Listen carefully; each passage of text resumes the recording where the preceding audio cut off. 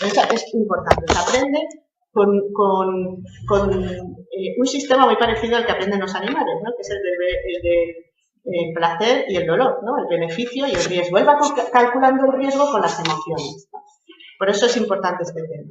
Entonces, el dilema que nos planteábamos, ¿no? Es, bueno, ¿qué pasa cuando un menor está expuesto a la realidad virtual, que no es la real, durante muchísimo tiempo? Por ejemplo, en videojuegos, en redes sociales, quizá más en la adolescencia, ¿no? O preadolescencia. ¿Qué ocurre, no? ¿Qué ocurre en un cerebro que no está totalmente formado, ¿no? Bueno, ayer en la conferencia de la mañana nos recordaban cómo en las redes sociales prima la inmediatez, la rapidez, la velocidad, cómo están configuradas, y eso, bueno, pues ha traído muchos beneficios. También están muy personalizadas porque uno accede cuando quiere, donde quiere, en el lugar que quiere y coge la información que quiere, ¿no? También hay un gran grado de libertad y hay participación, ¿no? Se puede invitar a conversar, a intercambiar contenidos, etc.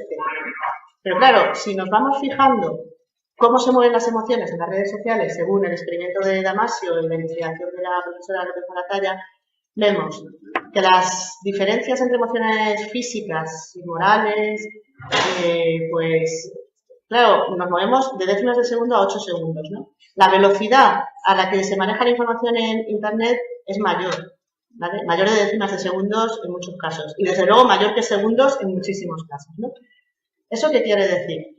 Que hay dos problemas añadidos. Uno, la dificultad de la reflexión, que eso intuitivamente todos lo vemos, ¿no? O sea, no da tiempo a pensar, bueno, se comprueba, ¿no? Que no da tiempo a pensar, pero es que además no da tiempo a elaborar una emoción, que eso ya es más involuntario, ¿no? O sea que si necesitamos 6 segundos para elaborar, por ejemplo, la emoción de la compasión, en un intercambio de información en Internet es posible que esa emoción no llegue a desarrollarse en los individuos por falta de tiempo, ¿no? ¿Esto es bueno o es malo, ¿no?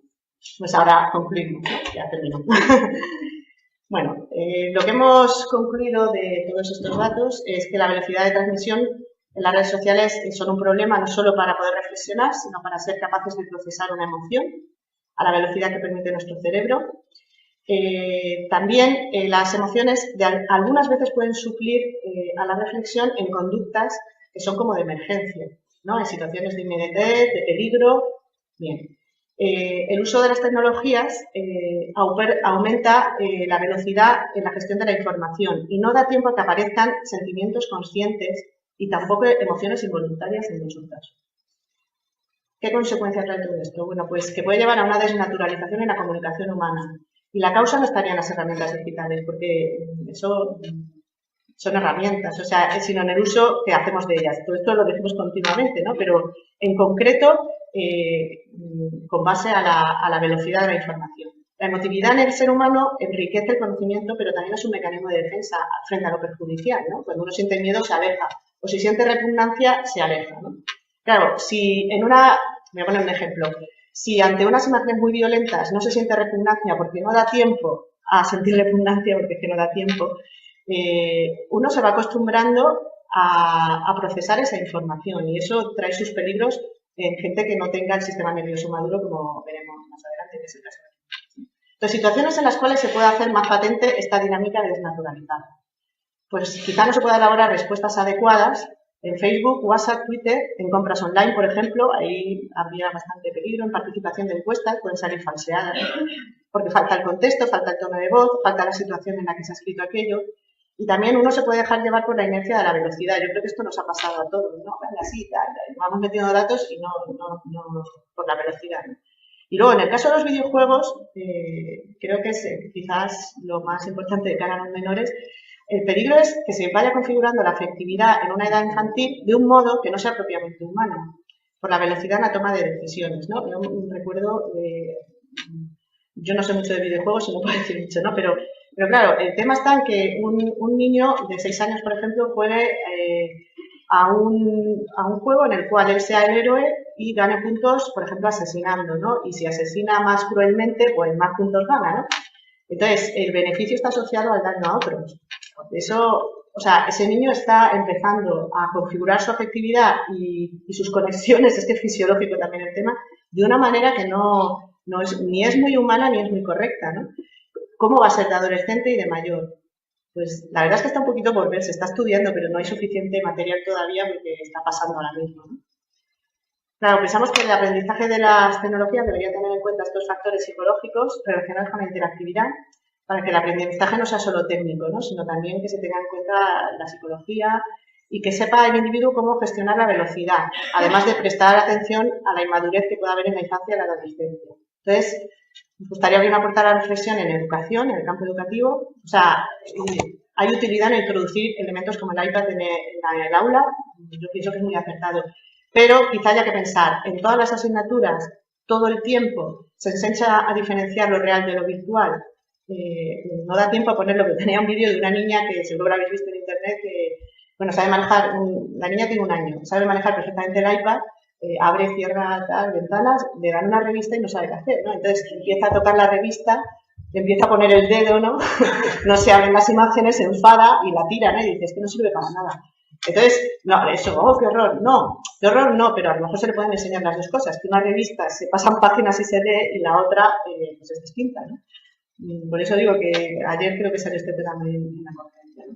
Y luego los juegos en casa, que esto quizá corresponda más a los padres, a los familiares, pues bueno, pues pensar si es importante que solo esté el niño entretenido con el iPad y los videojuegos, que es verdad que no dan la lata así, pero o es importante que juegue en el suelo, ¿no? Que se caiga, que coja un muñeco, que lo rompa, que vea qué pasa si lo rompe, ¿no? Que se case el muñeco. O sea, todo eso es importante porque él irá procesando lo que daña y lo que no con emociones reales, no virtuales. Virtualmente te caes de un balcón y no te pasa nada, ¿no? O coges una metralleta y matas a 5 y no pasa nada, te premian. Pero en la realidad no es así.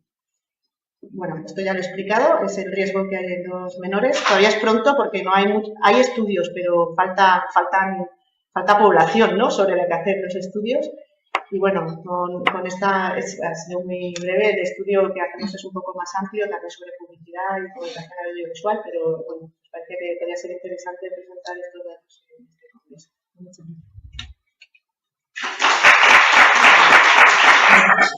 gracias. ¿Sí? Bueno, pues es el grupo de la Universidad de Huelva, Jesús Máximo Ojeda, Manuel Antonio Gómez del Río, Carmen y Sergio Bonilla Cid.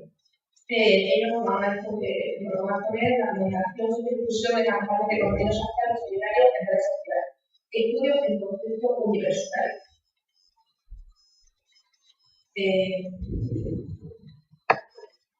Podéis empezar.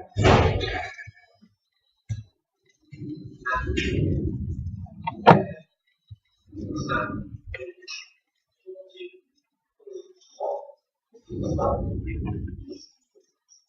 días a todos desde Huelva. Mi nombre es Manuel Jesús y quiero saludaros en este Día Internacional de la Felicidad. Los autores de la comunicación somos Carmen Azazú, Sergio Cortés, Antonio Gómez del Río, Sergio Bonilla Cid, que le estoy hablando para Jesús y Rosy.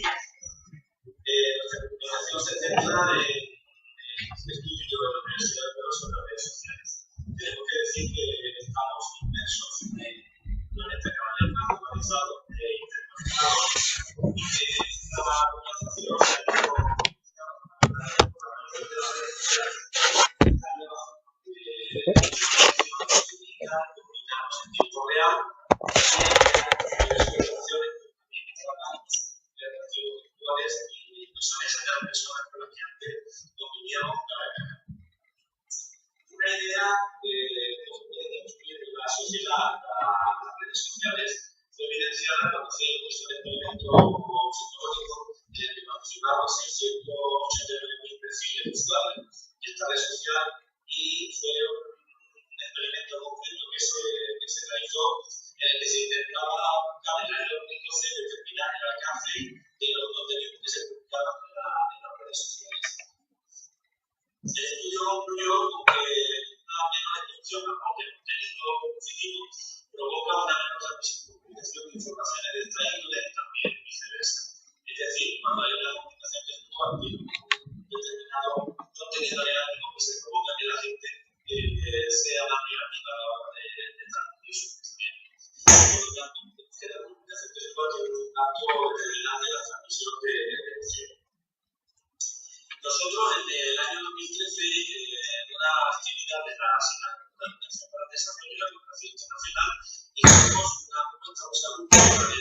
o el análisis que podían hacer ellos de las redes sociales, en el que propusimos una fotografía que estarán viendo ahora en pantalla, me imagino, en el que se ve una niña rubia en México que pide limosna y a la que no le dimos más importancia, excepto abrirla a comentarios parte de los alumnos.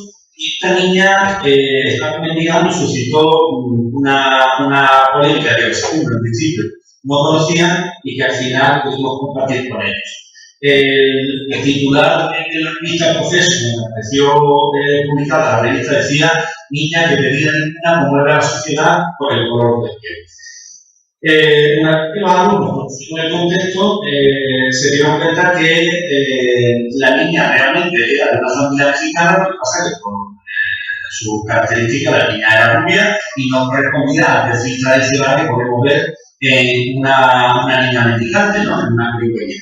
Entonces, se pone de manifiesto que hay ciertos estereotipos a la hora de asociar determinados perfiles de personas que condicionan de cierta manera que veamos las cosas de una determinada forma. De tal manera que una bloguera mexicana, Janine Noriega, dijo que necesitamos ver a una niña de color blanco para preocuparnos por los secuestros de niños y la explotación infantil, y que jamás he visto fotografías de niños indígenas o simplemente morenos, indígenas o no, pidiendo que las circulemos que deben rescatarlos.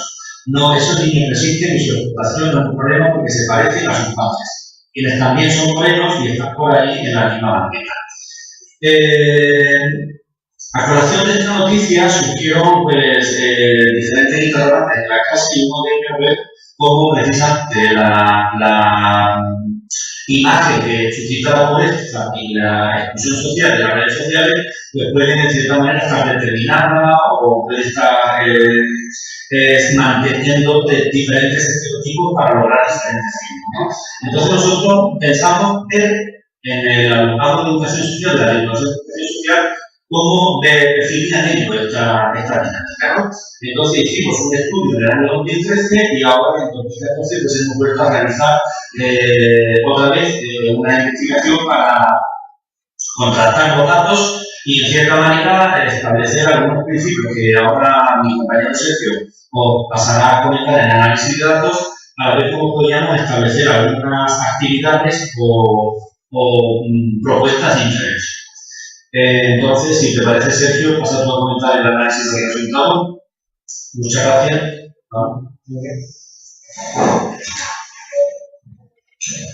Bueno, hola a todos. Buenos días.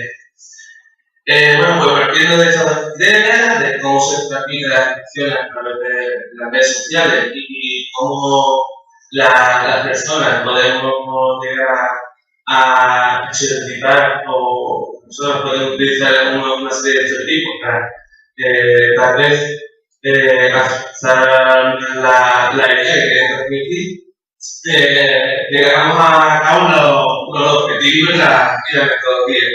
El objetivo de nuestra investigación era definir la población estudiante para poder iniciar posteriormente la construcción de un proceso formativo para construir una sensibilización, ¿vale? Que es uno de los objetivos de la educación para el desarrollo y la cooperación. El objetivo de mi metodología de diseño fue constructivo, la encuesta estructurada de carácter exploratorio, las preguntas canceladas y abiertas con encuestas, y se ha pretendido recoger las opiniones, actitudes, motivaciones y sentimientos de los encuestados. La participación la realizaron de forma voluntaria y tuvo una duración más de 10 minutos. La población de estudios que se logró fue de 101 alumnos de educación social de las necesidades de web. Como podéis ver en las gráficas, la mayor participación fue de tercero, por edad fue entre 21 y 23 años.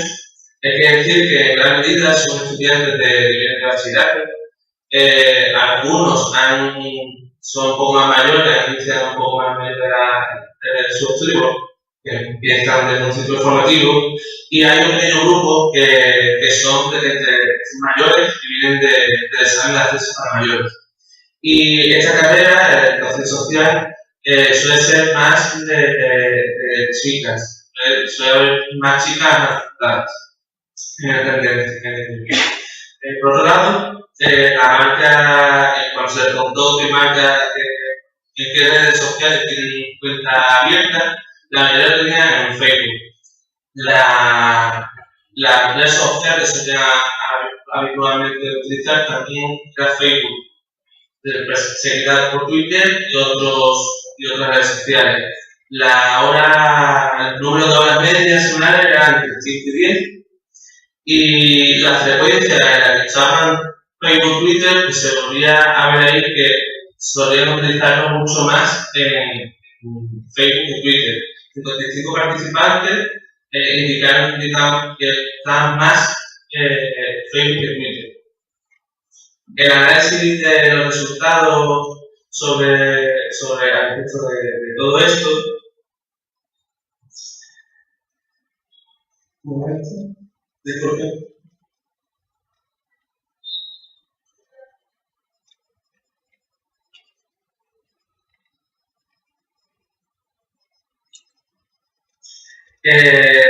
Descubrimos que, bueno, el perfil de estudiante, según el uso que hacen las redes sociales, sería de una mujer con un perfil de Facebook, muchas de las cuales además tienen también el perfil de Twitter, lo usan una media de 5 a 10 horas semanales, y esta situación revela la presencia de las redes sociales en el día a día de los estudiantes universitarios, la posibilidad de ofrecer su uso para la construcción de campañas con fines sociales y humanitarios, de sensibilización, uno de los fines de la educación para el desarrollo. Como podéis ver, la temática tratada en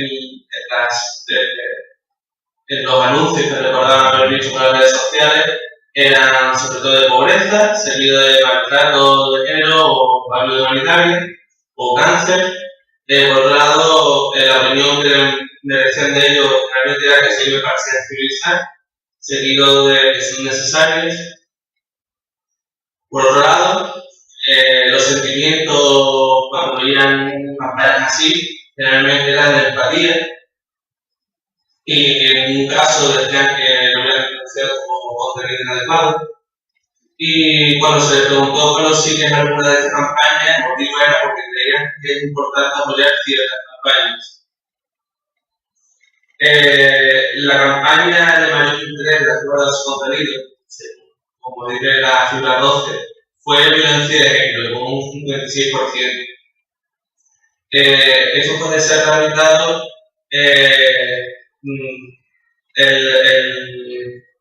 disculpadme.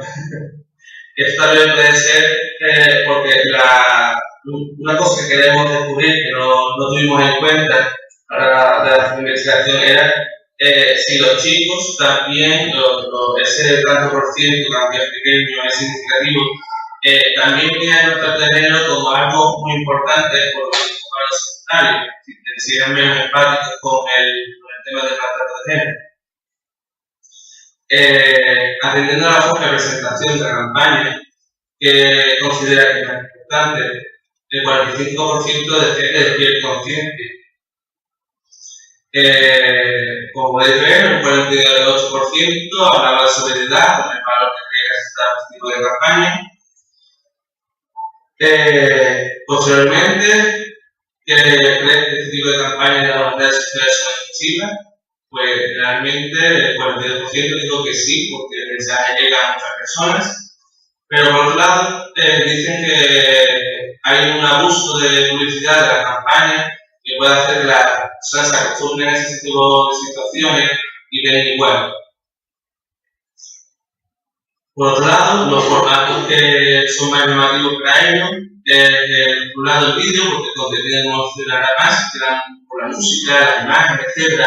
Pero la fotografía tiene un mensaje más claro y directo. Aquí debemos destacar que fotografía tiene un 77% de votos y que vídeo solamente tiene el 29%. Bueno, en la discusión y conclusiones, las redes sociales son muy utilizadas por parte de los estudiantes universitarios. Por estos motivos se puede convertir en un aliado para tareas educativas de sensibilización. La formación debe partir del hecho del respeto a la imagen, de las personas que aparecen como muestra de la situación, que a veces son usadas de forma tal vez inadecuada. También les preocupa que los fines de dichas actuaciones, sobre todo qué tipo de acción se va a desarrollar, porque se da un cierto peligro de crear una insensibilidad en el público. El soporte de vídeo, como hemos visto antes, es recibido por los encuestados. Y bueno, los fines para que hemos encontrado en esta investigación ha sido el desarrollo de acciones formativas, aprovechar los recursos que brindan las redes sociales, a contribuir con la educación para el desarrollo y en busca de fomentar valores relacionados con la solidaridad, la empatía y la defensa de los derechos humanos. Y finalmente, en futuras investigaciones, queremos desarrollar de forma paralela acciones formativas y analizar si contribuye a la sensibilización de la población universitaria. Muchas gracias. Esta será la bibliografía. Y bueno, muchas gracias por vuestra atención.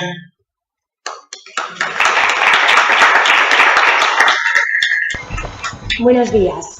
Yo vengo de la Universidad de La Coruña y antes de empezar con la comunicación, quería felicitar al profesor Francisco Durán por su brillante labor, tanto como director del proyecto de investigación del que formo parte sobre protección de menores, como por la dirección de este congreso. Mi comunicación, como acaban de comentar, es sobre la protección de los menores de edad en la televisión y ver cómo se contempla en la normativa actual.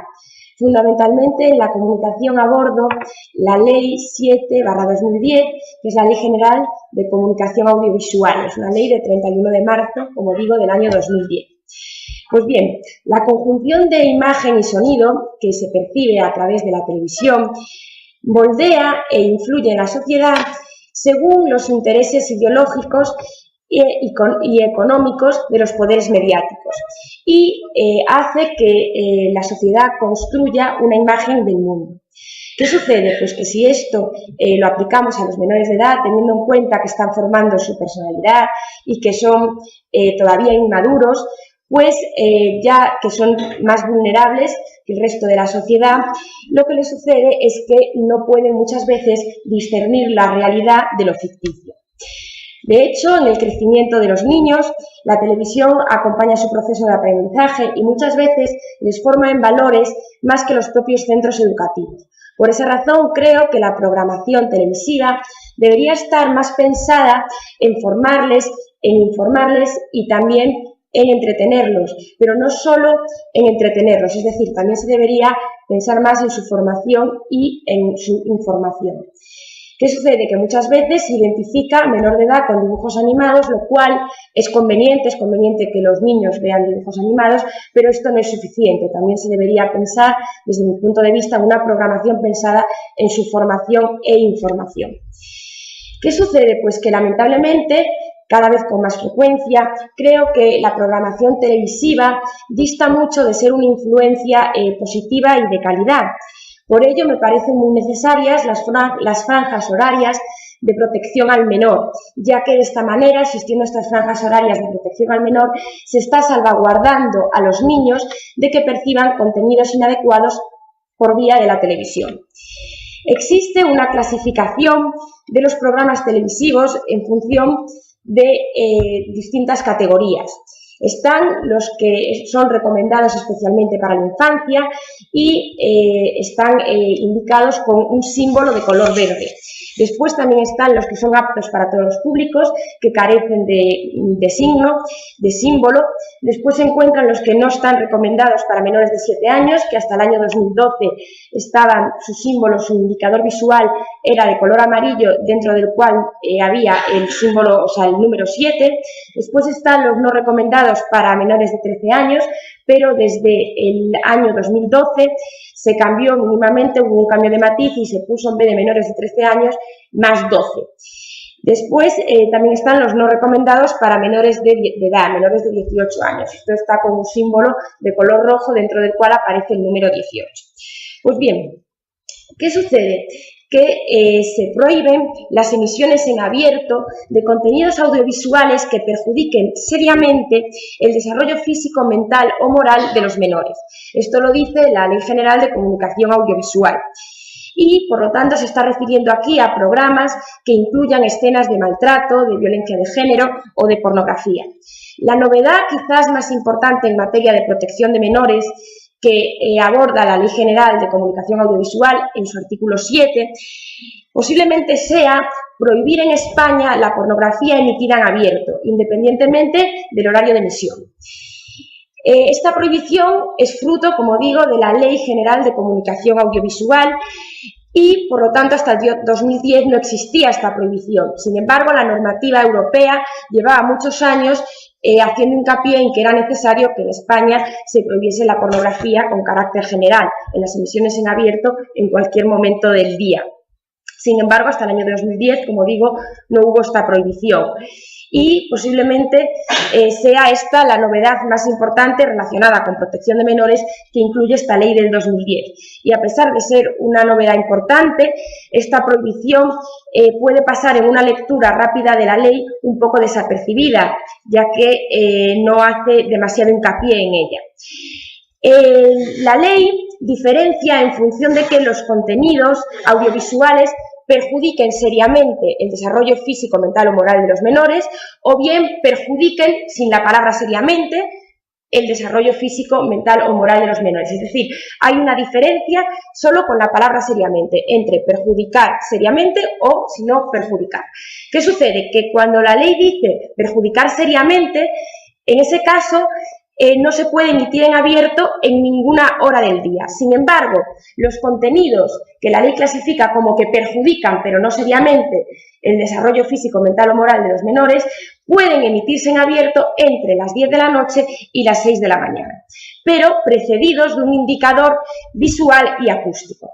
Una novedad de esta Ley General de Comunicación Audiovisual del año 2010 es que el indicador visual ha de mantenerse, ha de permanecer durante todo el programa que incluya estos contenidos que sean perjudiciales para el desarrollo físico, mental o moral de los menores. Es decir, hay que mantenerlo durante todo el programa. En mi opinión, esto es algo positivo, ya que muchas veces los telespectadores no están desde el principio del programa viéndolo, sino que se van incorporando a medida que el programa va transcurriendo, con lo cual me parece conveniente esta inclusión que se hace con la Ley General de Comunicación Audiovisual del año 2010 de mantener el indicador visual durante todo el programa.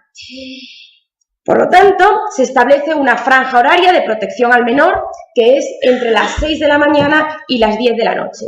Y en esa franja horaria, muy amplia, como veis, de 6 de la mañana a 10 de la noche, no se puede emitir ningún contenido audiovisual que sea perjudicial para el desarrollo físico, mental o moral de los menores. Esta sería la franja horaria de protección básica.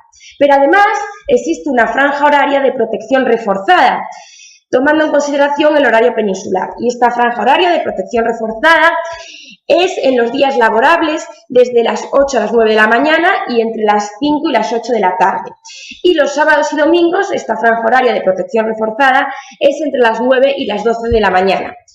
Esta franja horaria de protección reforzada de los sábados y domingos también se aplica en los festivos, tanto nacionales como autonómicos como locales. Las franjas horarias de protección reforzada son obligatorias y esta Ley General de Comunicación Audiovisual del año 2010 le otorga carácter legal. Por lo tanto, los prestadores de servicios de comunicación audiovisual televisiva tienen que cumplir el horario marcado en las franjas horarias de protección reforzada. Y si lo incumplen, están cometiendo una infracción que la Ley General de Comunicación Audiovisual considera grave. Y esa infracción grave conlleva sanciones, conlleva multas de entre 100.000 euros y 500.000 euros. ¿Qué sucede? Que la ley también comenta que si se acumulan 4 infracciones graves en un año natural, se estaría cometiendo una infracción muy grave. Y una infracción muy grave está penalizada con una multa, con una sanción de entre 500.000 euros y 1 millón de euros, de la cual se tendrían que hacer cargo los prestadores de servicios de comunicación audiovisual televisiva. Es por todos conocida la gran incidencia que la televisión tiene en los menores de edad durante sus vacaciones escolares. A pesar de esto, a pesar de que durante las vacaciones vean más la televisión que en el resto del año, la regulación no contempla de una manera especial los periodos vacacionales, sino que se le aplica en los periodos vacacionales la misma regulación que en el resto del año. Esto se podría considerar como una desprotección del menor de edad, teniendo en cuenta que en esos periodos ve más la televisión y los horarios de protección que tiene son los mismos que en el resto del año.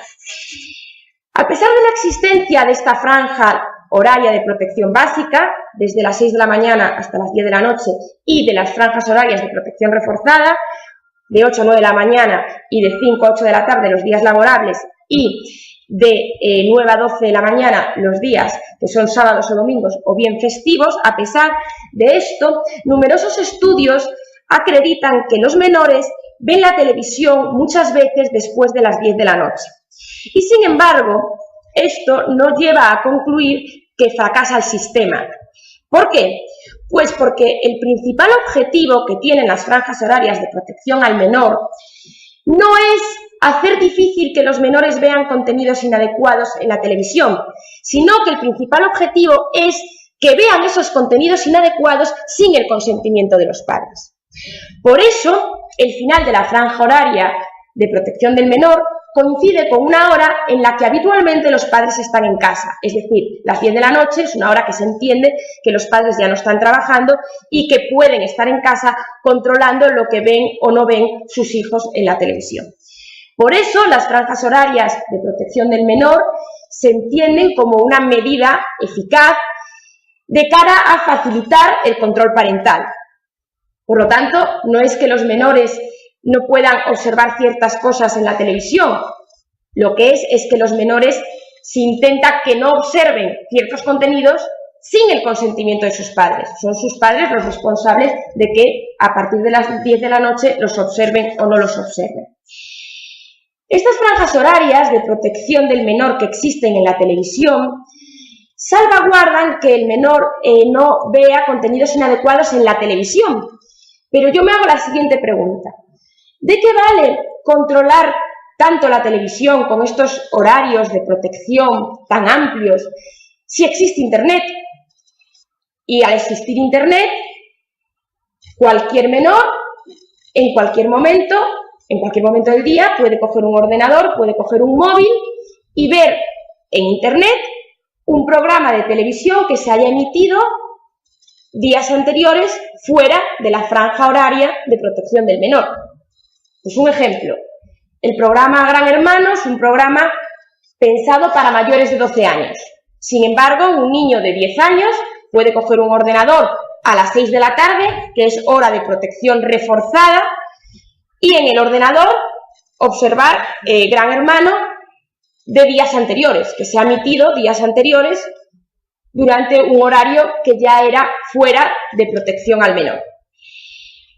Por lo tanto, creo que mientras en la televisión el control parental es a partir de las 10 de la noche, entre 10 de la noche y 6 de la mañana, porque es cuando no hay protección del menor, en Internet el control parental tendría que durar 24 horas, lo cual, desde mi punto de vista, resulta imposible, porque el horario de trabajo de los padres es completamente incompatible con controlar que su hijo durante 24 horas no observe a través de un ordenador o a través de un móvil un programa de televisión que no es apto para su edad. Una solución que se me ocurre, pero es una solución que también se podría burlar, pero es que no se me ocurre otra, sería que para poder ver un programa de televisión a través de Internet fuera obligatorio registrarse como usuario, introduciendo entre otros datos la fecha de nacimiento. Por lo tanto, que cada vez que cualquier persona quiera ver a través de internet un programa de televisión, pues que tenga que poner un nombre de usuario y tenga que poner una contraseña. ¿Qué sucede? Que al poner ese nombre de usuario y esa contraseña, solo estarían disponibles en internet aquellos programas de televisión que sean acordes con la edad de la persona que ha puesto el usuario y la contraseña, ya que al registrarse como usuario se puso una fecha de nacimiento, con lo cual ya se sabe cuál es la edad de esa persona. Entonces, en función de las claves, pues solo se le permita ver a través de un ordenador ciertos programas de televisión. ¿Qué sucede? Que este sistema, esta solución que yo propongo, que se me ha ocurrido a raíz de ir estudiando este tema, lógicamente puede ser burlada. ¿Por qué? Porque al registrarse como usuario, alguien puede falsear su fecha de nacimiento, intentando aparentar más años de los que tiene. Sin embargo, aunque se pueda burlar de esta manera el sistema, creo que por el hecho de tener que registrarse como usuario, ya se frena de alguna manera el hecho de que los menores de edad vean contenidos inadecuados a través de internet. Se frena, se puede frenar, porque todos aquellos que no mientan en su edad a la hora de registrarse como usuario, pues van a tener acotada la programación televisiva que pueden ver a través de internet. Pues bien, nada más. Este es un resumen de la comunicación que he hecho. Muchas gracias.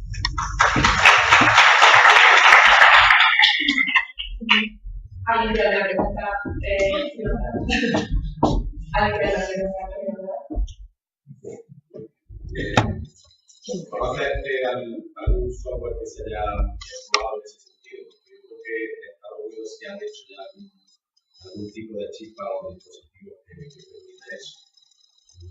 Que permita registrarse como usuario y... Que permita, ¿no? Pues cuando lo compras directamente o tenga un lector, por ejemplo, como tenemos nosotros de DNI, nosotros DNI y con chip electrónico, que tenga un lector de DNI, de forma que tengas que usarlo metiéndole el chip del DNI y ya directamente ahí no hay posibilidad, ¿no? Por el documento de la seguridad social o los niños que tienen el de la tarjeta sanitaria que tiene chip, por ejemplo, hay muchas cosas que tienen un chip al cual se les puede meter en cualquier DNI, pues la edad y al aparato que lo identifique.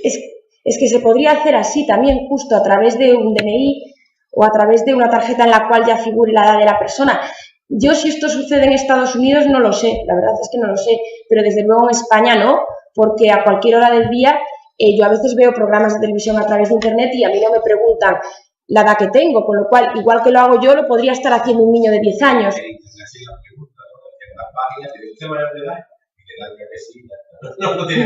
Pero en las televisiones no. Aparte de que, bueno, la televisión no puede llegar todo al mano, que sea más complicado, ya con la parte de Google, seguramente esa se podría implantar. Es que yo lo veo algo... Lo veo algo completamente necesario porque está muy controlada la televisión desde el momento en el que, como he dicho, hay unas franjas de protección del menor muy amplias y, sin embargo, se está viciando todo eso a través de internet. Pero claro, también lo de internet es algo que a día de hoy es muy difícil de controlar. Entonces ese es el gran problema que yo veo, que de qué vale proteger tanto la televisión si podemos ver la televisión a través de ordenadores, a través de... Entonces... Eso, o sea, una cosa es que el internet sea difícil de controlar, ahí sí, porque eso es un medio para es lo bueno que tiene internet, la libertad, esas cosas, ¿no? La información libre y todo, o sea, pero sí el aparato, sí se puede controlar, o sea, el aparato por el que uno accede, de forma de eso, pues el control parental sí puede estar ahí, porque igual que ponemos un usuario y contraseña en un ordenador, puedes poner un usuario y contraseña, entonces, en un televisor, porque tener más de ya se debe de poder hacer esto y poner cuando entre ese usuario, quizás eso, la televisión tiene el problema de que la pueden ver varias personas, ¿no? Una tablet, un portátil, algo así, si puedes poner el valor del usuario, y cuando entra el niño, que el usuario que él tiene determinado, tiene el otro como adulto que salga la protección de contenido o el programa de control parental cargado. Claro, pero yo lo que veo ahí es que cada uno puede controlar el ordenador que hay en su casa estableciendo unas claves, pero los niños también pueden coger un ordenador fuera de su casa que no tenga claves, es decir, es que por esa regla un padre tendría que estar pendiente 24 horas del niño, cosa que es imposible con horarios de trabajo. Entonces, un padre puede controlar la tecnología que tiene en su casa, su ordenador, pero ¿hasta qué punto puede controlar que el niño no coja un ordenador en el colegio o en cualquier otro lugar o un móvil y que esté viendo un programa de televisión? Es que es incontrolable.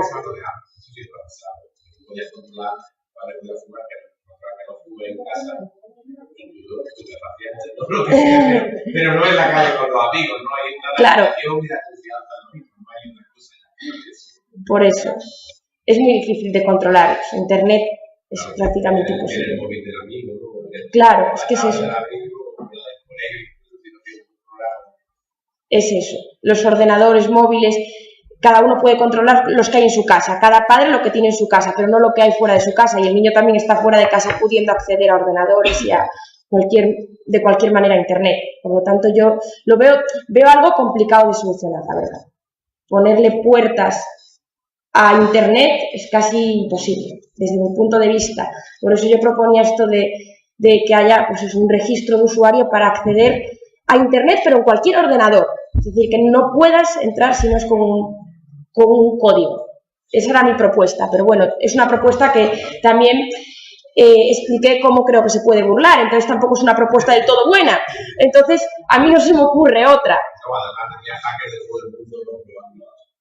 ¿Cómo cambiar esto? ¿Cómo saltarse eso? Justo. Siempre sucede con la PlayStation y con cosas que se invierte muchísimo, que no se burlen, siempre hay. Claro, entonces es complicado. Buenos días, mi nombre es Isabel Rodríguez. Voy a presentar la comunicación Alfabetización Digital como herramienta de protección frente a los riesgos de la red. En primer lugar, me gustaría señalar que esta investigación forma parte de un proyecto de tesis doctoral que se está desarrollando gracias a una ayuda de la Junta de Castilla y León y cofinanciada por el Fondo Social Europeo, destinada a financiar la contratación predoctoral de personal investigador. Las nuevas tecnologías están cada vez más integradas en nuestra vida y hoy en día son pocas las personas que aún no utilizan Internet.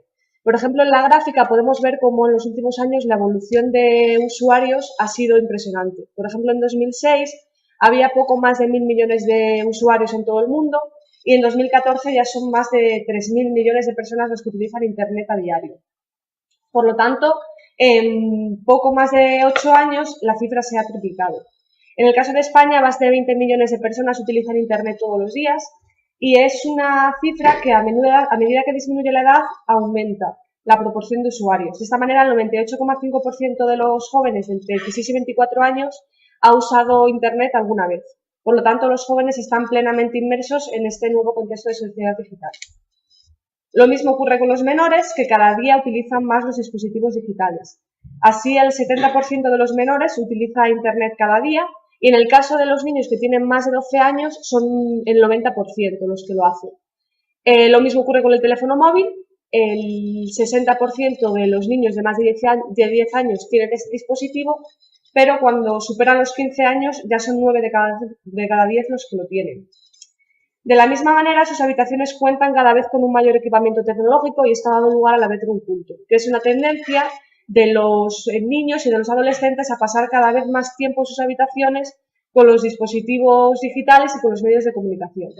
Esto ha provocado que los controles parentales, tanto en tiempo que utilizan los niños estos medios, tanto del uso que hacen de estos medios y de los contenidos a los que acceden, sean mucho menores a los que había anteriormente. Es indudable que las nuevas tecnologías tienen muchos beneficios y posibilidades para los menores. De esta manera, el entorno virtual es una plataforma de entretenimiento, de información, de comunicación y de educación que ofrece muchas posibilidades de aprendizaje para los menores. Esto es algo que han demostrado muchas investigaciones en los últimos años. Por ejemplo, el estudio de Fiorini de 2010 demostró que la utilización de Internet y del ordenador tenía un efecto positivo en el desarrollo de habilidades cognitivas. El estudio del BIMA de ese mismo año demuestra también que utilizar la tecnología informática para aprender matemáticas hace que estos niños tengan un rendimiento superior a aquellos que no utilizan la tecnología informática. Y de la misma manera, el estudio de Jackson de 2006 concluía que aquellos niños que más utilizan Internet obtienen mejores puntuaciones en las pruebas de lectura.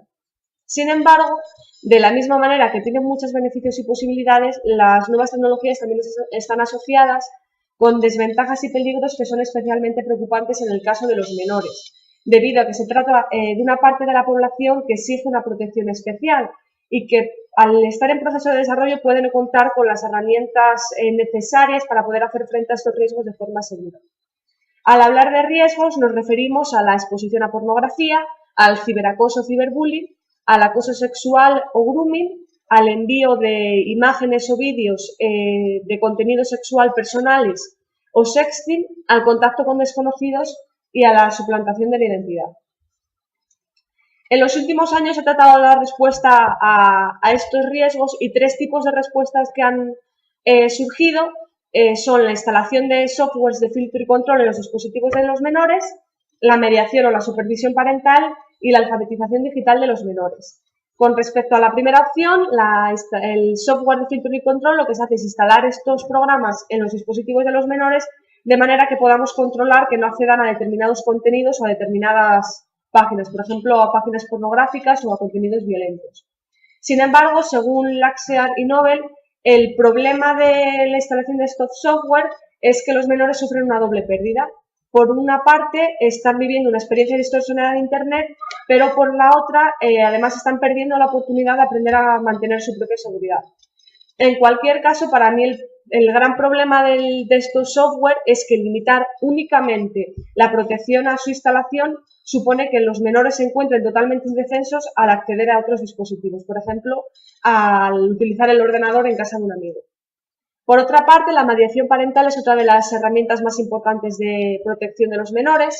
Sin embargo, según el Livingston, no se ha visto que la regulación parental sea claramente eficaz y que los menores que ven restringido su uso de Internet se encuentren con menos riesgos.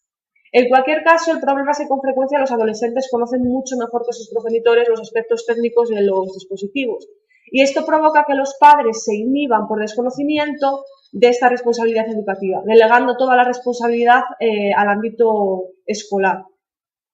Esto unido a la tendencia de verlo un culto, de que cada vez pasen más tiempo en sus habitaciones, ellos solos hace que la mediación parental no sea la herramienta más efectiva, cada vez es menos efectiva por estas razones.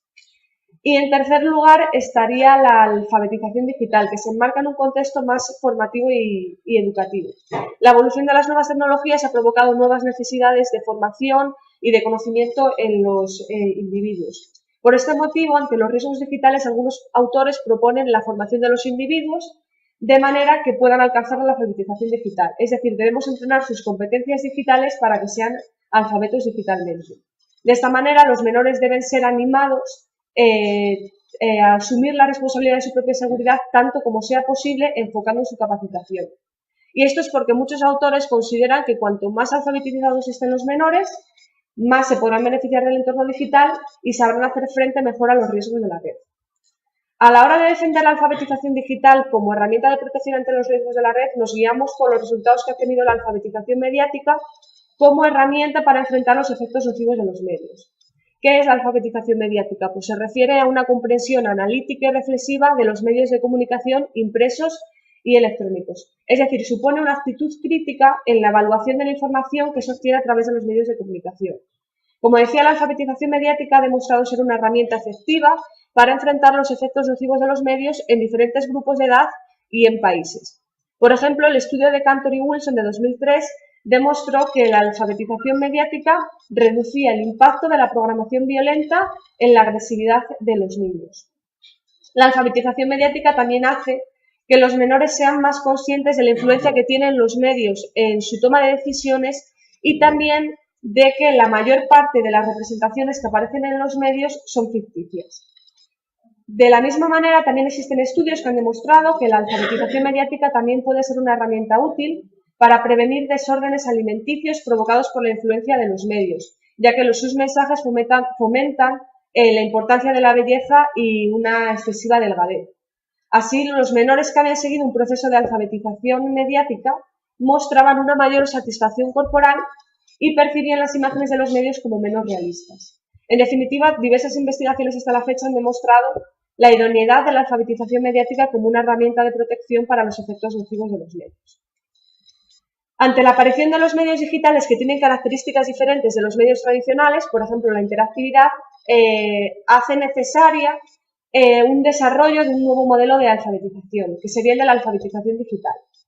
En el caso de nuestra investigación, nuestra población objeto de estudio son los menores de edad, y en ese sentido cabe destacar que diversos autores y expertos han señalado ya que aunque los menores sean considerados nativos digitales, esto no implica que sean capaces de utilizar las nuevas tecnologías de una manera competente. Por ello, y debido a los riesgos que mencionábamos antes, consideramos que es necesario un proceso de alfabetización digital que dote a los menores de las competencias necesarias para funcionar en el entorno digital. Y consideramos que estas competencias serían, en primer lugar, una competencia tecnológica o instrumental, que se refiere a una capacidad para utilizar las tecnologías digitales, una capacidad comunicativa, o sea, una competencia comunicativa que se refiere a la capacidad de poder comunicarse en estos nuevos entornos, una competencia informativa, que se refiere a una capacidad para buscar información, obtenerla y evaluar su pertenencia o utilidad. Esto es debido a la sobreabundancia de información que hay en el entorno digital, de manera que los menores se encuentran con un montón de información y en muchos casos no saben distinguir cuál es útil de cuál no. Una competencia crítica, que se refiere a una capacidad para analizar de forma crítica la información que se obtiene, es decir, saber discernir si esta información es real o es falsa. Y una competencia de seguridad, que se refiere a la capacidad para utilizar la red sin riesgos o peligros. Por ejemplo, saber controlar la privacidad de la información personal que está disponible en la red. Los riesgos asociados al entorno digital cada día son más peligrosos y más numerosos, especialmente para los menores. En esta situación, muchos expertos, como decía, están proponiendo la alfabetización digital como una herramienta de prevención. Por este motivo y debido a las características del nuevo entorno de sociedad digital, en los próximos años todos los menores deberían de contar con las competencias necesarias para poder funcionar de una forma efectiva en este nuevo entorno. Debido a ello es necesario un proceso de alfabetización digital que dote a los niños y adolescentes de estas competencias.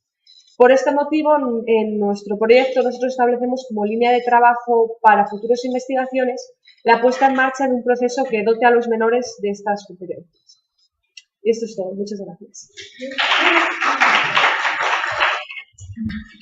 Bueno, buenos días. Yo soy Sandra, soy la encargada de hacer la presentación.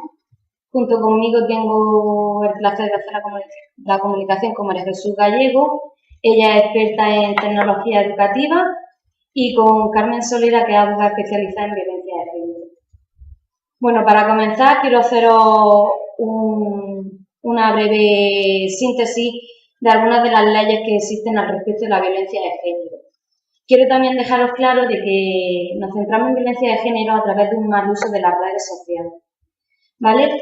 Dentro de las leyes a nivel nacional podemos mencionar la Ley Orgánica de Medidas de Protección Integral. Dentro de ella se marca como objetivo actuar contra la violencia de género, que como manifestación de la discriminación, la situación de desigualdad y las relaciones de poder de los hombres sobre las mujeres se ejerce sobre estas, se ejerce sobre estas de quienes sean o hayan sido cónyuges y de quienes estén o hayan estado ligadas a ellas en relación de afectividad aún sin convivencia. Al mismo tiempo, se establece también la importancia de la formación en diversos sectores. Dentro de ellos podemos destacar el grupo de educadores, ¿vale? Por otro lado, en cuanto a la Comunidad Autónoma de Andalucía, podemos recalcar la Ley 12/2007 para la promoción de la igualdad de género en Andalucía. Dentro de esta, como principio básico, es la igualdad de género en los centros educativos, con actuaciones concretas, así como en el sistema universitario, que incluirán materias de igualdad en los planes de estudio. Más adelante os voy a comentar de que dentro de los planes de estudio de la universidad no existen materias obligatorias que traten estos aspectos. Sí que es deseable de que se haga de manera transversal, pero no sabemos hasta qué punto eso es así.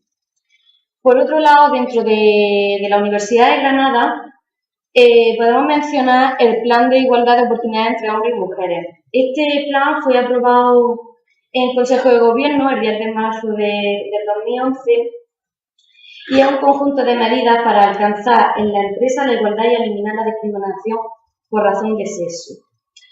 También queremos decir de que dentro de la Ley Orgánica 3/2007 en el artículo 7 define acoso sexual como cualquier comportamiento verbal o físico de naturaleza que tenga el propósito o produzca el efecto de atentar contra la dignidad de la persona y en particular se crea un entorno intimidatorio, degradante u ofensivo. Por otro lado, queríamos comentaros el tema de la igualdad. Dentro de lo que llamamos igualdad en la sociedad del conocimiento, queremos destacaros muchas de las iniciativas que están presentes, se están haciendo en la actualidad. Muchas de ellas son financiadas por el Ministerio, otras por la Junta, otras por consejería. Y bueno, pues algunas de ellas son Mira por la Igualdad, otra es Cenicienta 3.0, la plataforma emujeres.net y sobre todo destacar lo que es la igualdad, ¿vale?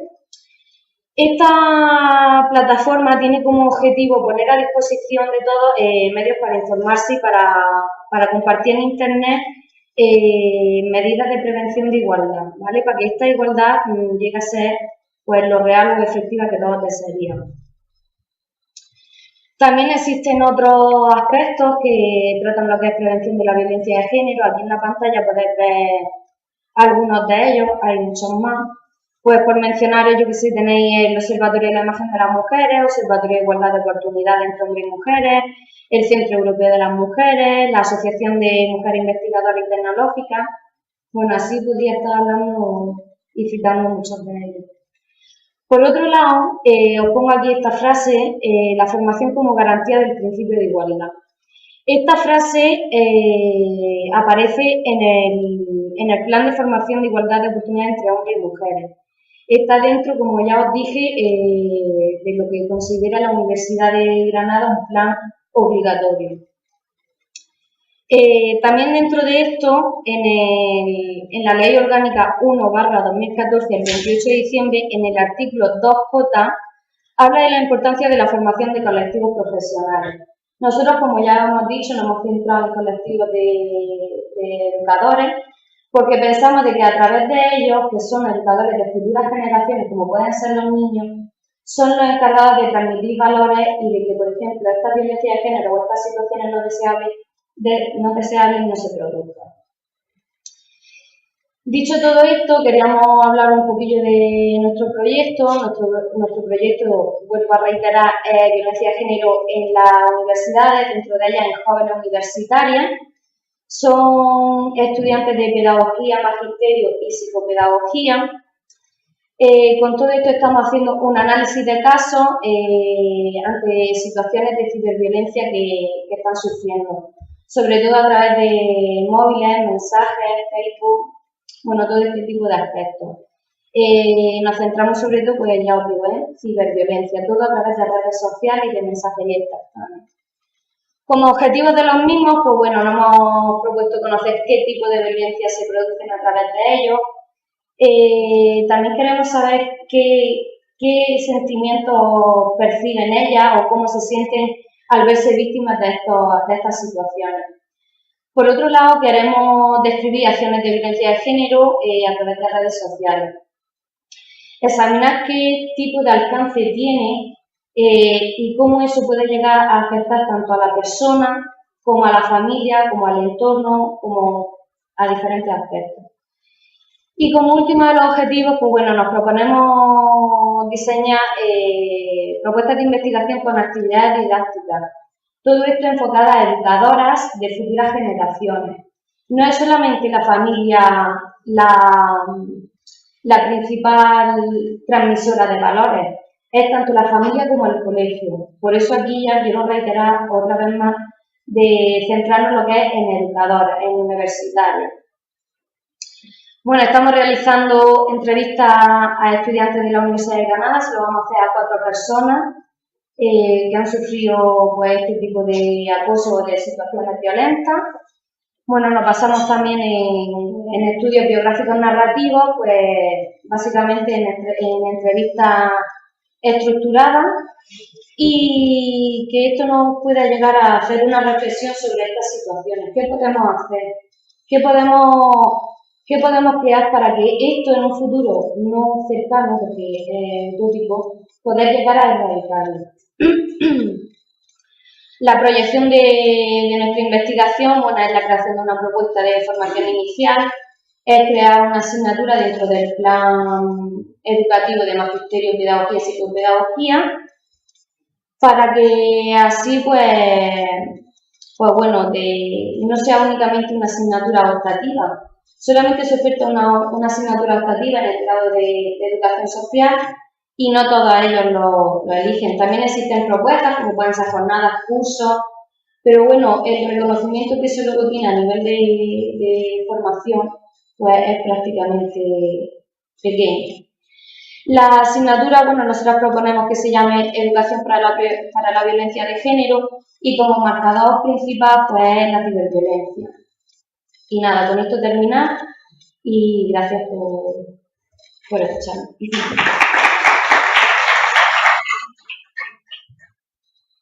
¿Alguien que sí, para toda la pregunta?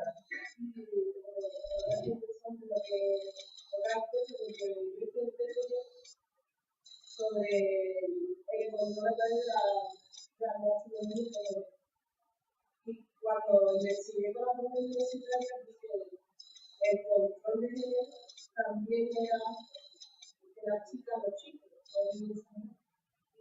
Quería decir lo que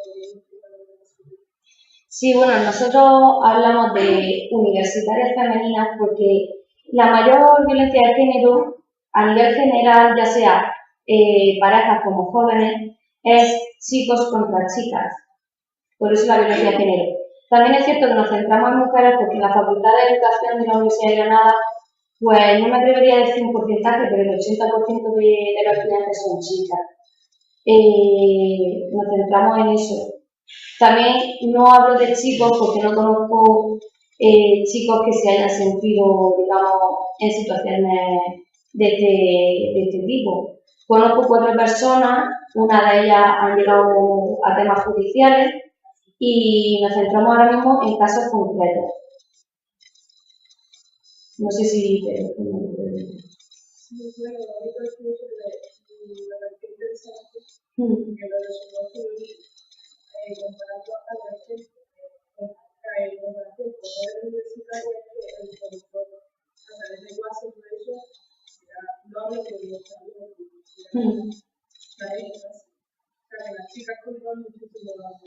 Sí, sí. Son controles que en situaciones los tenemos normalizados. Preguntas del tipo, yo que sé, con quién va, quién te ha escrito, a qué le has dado a me gusta, por ejemplo, en el Facebook. Son situaciones que sí que son de control, pero bueno, en un futuro, muchas de las ocasiones eso puede llegar a una situación violenta o no deseable.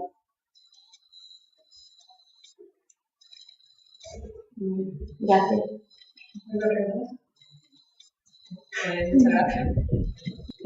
Hola, buenos días. Bueno, yo primero también quiero agradecer a la organización de este evento, sobre todo porque cuando se organiza algo así, bueno, pues se genera todo este tipo de conocimiento tan interesante y dar la enhorabuena a todos los compañeros que han expuesto aquí sus comunicaciones porque de verdad que eso es súper interesante y sobre todo por el trabajo que hay detrás de todo esto, ¿no? Mucho esfuerzo y en fin, que enhorabuena. Bueno, mi nombre es Beatriz, vengo de la Universidad de Granada y mi ponencia se titula Niños digitales y familias interactivas, nuevas necesidades educativas en el uso responsable de las TIC y las redes sociales en el hogar.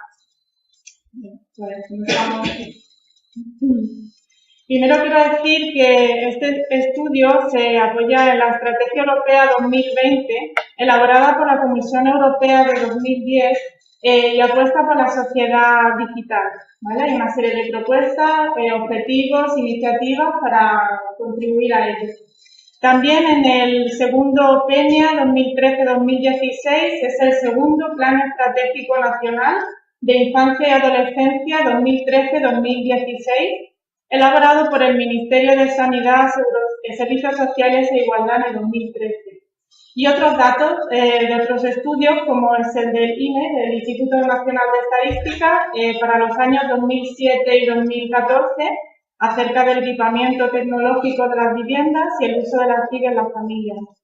Y por último, en los estudios de Expósito y Manzano 2010-2013 y Manzano 2012 acerca del Plan Escuela TIC 2.0 y el análisis de necesidades formativas TIC en las familias. Bueno, en principio quiero aclarar a qué llamamos niños digitales, ¿no? Bueno, pues niños digitales, hay aquí una teoría que niños que nacen y crecen en un entorno donde las TIC ofrecen amplias posibilidades de uso y gracias a su plasticidad y apertura mental aprenden a utilizarlas de manera rápida, de forma que las interiorizan en su vida cotidiana de manera natural. Es decir, todo este rollo son niños que realmente han nacido y están creciendo en este entorno en el que ya nacen con el dedo, ¿verdad? Se ponen así, ya, como decía nuestra compañera antes, ¿no? Con una revista y ya se ponen a pasar, ¿no? Sí. También aclarar qué es la brecha digital y la brecha generacional. Yo me he encontrado algunos escritos en los que se confunden, ¿no? O se mezclan. La brecha digital, según la Organización de Cooperación para la Cooperación y el Desarrollo Económico, pues es la distancia entre individuos, áreas residenciales, que podéis ver ahí la definición. La imagen me ha parecido bastante curiosa porque en realidad es así, ¿no? Es esa distancia que hay entre la gente que puede acceder a las tecnologías y la gente que no puede acceder a ellas, ¿no? Por desgracia, por diferentes motivos, ¿no? Esa es realmente la brecha digital. ¿Y cuál es la brecha generacional? Pues también tenemos ahí una definición, muchas letras, de Martí y otros colaboradores, 2006, y realmente se resume, pues, la diferencia que hay entre nietos y abuelos, o entre hijos y padres, a la hora de utilizar las nuevas tecnologías, ¿no? Se establece, o sea, vemos como los niños rápidamente se lanzan a utilizarlas, y los abuelos o los padres están ahí un poco, ¿no? Todavía en el camino. Esa es la diferencia. Bien. Vamos hacia un nuevo concepto que es la familia interactiva, pero antes quiero repasar qué es la familia tradicional. La familia tradicional, ya sabemos, he puesto una imagen como antiguamente, ¿no? Si nos remontamos años atrás, el padre de familia era el que leía los cuentos, ¿no? Transmitía, comunicaba a su familia cuentos o leía, ¿no? Un poco más pasando hacia adelante la historia, cuando surgen las primeras tecnologías, como era la radio. La radio pues se convirtió en el centro de atención de las familias y toda la familia se reunía en torno a la radio para escuchar los programas, ¿no? Y si avanzamos más adelante, pues también tenemos los abuelos leyendo libros quizás son casi un poquito más recientes. Y también como cuando apareció la televisión, estamos hablando de años 80, años 90, toda la familia se reunía también para ver aquellos dos canales que había, la 1 o la 2, ¿no? Y todos pues veían ahí su programa. Bien, ahora hay otra realidad con la inclusión de las nuevas tecnologías. Entonces, ¿a qué llamamos las familias interactivas? Bueno, pues basándonos en García y Bringuet, su obra 2007, ellos definen las familias interactivas como un nuevo modelo familiar que comunica con el resto y que establece espacios y tiempos comunes donde crecer, desarrollarse y formarse juntos a través de las TIC, ¿vale? O sea, sería el concepto de familia interactiva. ¿Qué características tiene esta nueva familia? Pues que todos y cada uno de sus miembros comparten la experiencia del uso de las TIC, las redes sociales, a través de los diferentes recursos que existen en Internet. Otra de las características, pues que padres y madres valoran el potencial que tiene cada uno de los dispositivos tecnológicos para la educación y la diversión e intentan familiarizarse con ellos. Bueno, aquí quiero hacer un inciso porque realmente esto que acabo de decir, familia interactiva, la definición y estas características, supongo que estaréis de acuerdo, es un poco el ideal, ¿no? ¿Hacia dónde vamos? Pero esa no es la realidad. La realidad que tenemos ahora, como bien decía ayer también el vídeo que nos mostró bastante gracioso el profesor Manuel Fernández Salmerón, es esta, ¿no? O sea, vemos la familia, la televisión, la niña con los Walkman, el padre con el ordenador, la madre con el móvil, cada uno un poco ahí a su bola, ¿no? Haciendo cada uno su tema. Pero realmente parece que hay una desconexión entre ellos, ¿no? Y a mí hay una imagen que la he incluido y que me encanta, ¿no? Porque muestra un poco la realidad que estamos viviendo y lo que hacia donde no queremos ir y hay que romper con esto, ¿vale? En la familia, y es esta. O sea, cada uno, hasta el perro con su tablet, con su iPad, es la realidad, o sea, no consiste, como decía ayer el señor decano, no consiste en prohibir ni en consiste en educar. Entonces, es muy probable que incluso entre el matrimonio, pues estén ahí comunicándose, bueno, ¿qué vamos a poner de cenar o qué vamos a hacer ahora? Es muy probable que estén entre ellos comunicándose, pero parece que hay una cierta desconexión, ¿no? Entonces, este es otro tipo de familia interactiva actual que se está dando, pero vamos hacia otro concepto, ¿no? Bien, bueno, también quiero decir que se parte de, bueno, yo parto de que las tecnologías no son buenas ni malas, es decir, hay algo intermedio, hay unos pros y unos contras, ni todo es bueno ni todo es malo. Lo que pasa es que, bueno, pues yo siempre voy a ir hacia un optimismo, ¿no? Entonces, hay nuevas oportunidades para las familias en el uso de las TIC. Es que ahora los niños digitales tienen la oportunidad de enseñar también a sus padres, ¿no? En el uso de las TIC, la instalación, el funcionamiento y todo desde un punto de vista tecnológico, que es lo que parece que ellos dominan. Pero también hay unas nuevas oportunidades para padres y madres, porque también ellos pueden aportar conocimientos y experiencias para debatir ciertos contenidos en la web y sobre todo también para reforzarles ese pensamiento crítico a la hora de realmente seleccionar qué es lo que ellos deberían, es lo más adecuado para ellos, ¿no? Este punto es muy importante a la hora de tratar con las familias porque la mayoría de padres y madres que están ahora un poco desesperados con qué hago con el hijo que utiliza las TIC y tal, ellos no se dan cuenta de que tienen esta oportunidad, ¿no? De que ellos también pueden aportar.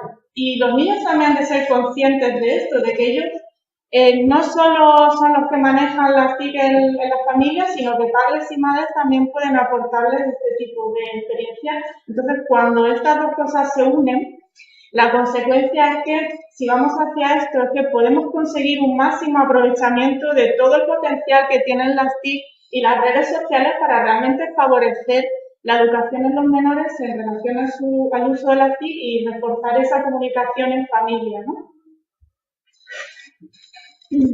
Bien, también señalamos, según Marqués en 2013, él señala aquí una serie de riesgos relacionados con el uso de las TIC en menores, ¿no? Entonces, por ejemplo, riesgos relacionados con la información, pues hay la posibilidad de que accedan a información inapropiada, peligrosa o inmoral, o los riesgos relacionados con la comunicación interpersonal, pues por ejemplo, que, bueno, pues que sean víctimas de actos ilegales o que ellos mismos realicen actos ilegales a través de las redes. Riesgos relacionados con el funcionamiento de Internet, pues también que puedan tener virus en sus ordenadores o que sean víctimas de espionaje o que ellos también cometan ese tipo de delitos. Hay una nueva palabra que se ha introducido con el uso de las TIC y son la ciberadicción, ¿no? Bueno, pues vemos como cada vez más hay gente, incluso también menores, que tienen, bueno, o cometen compras compulsivas o realizan juegos o bingos a través de Internet y todo eso, ¿no? Y es un problema que cada vez se está presentando, ¿no?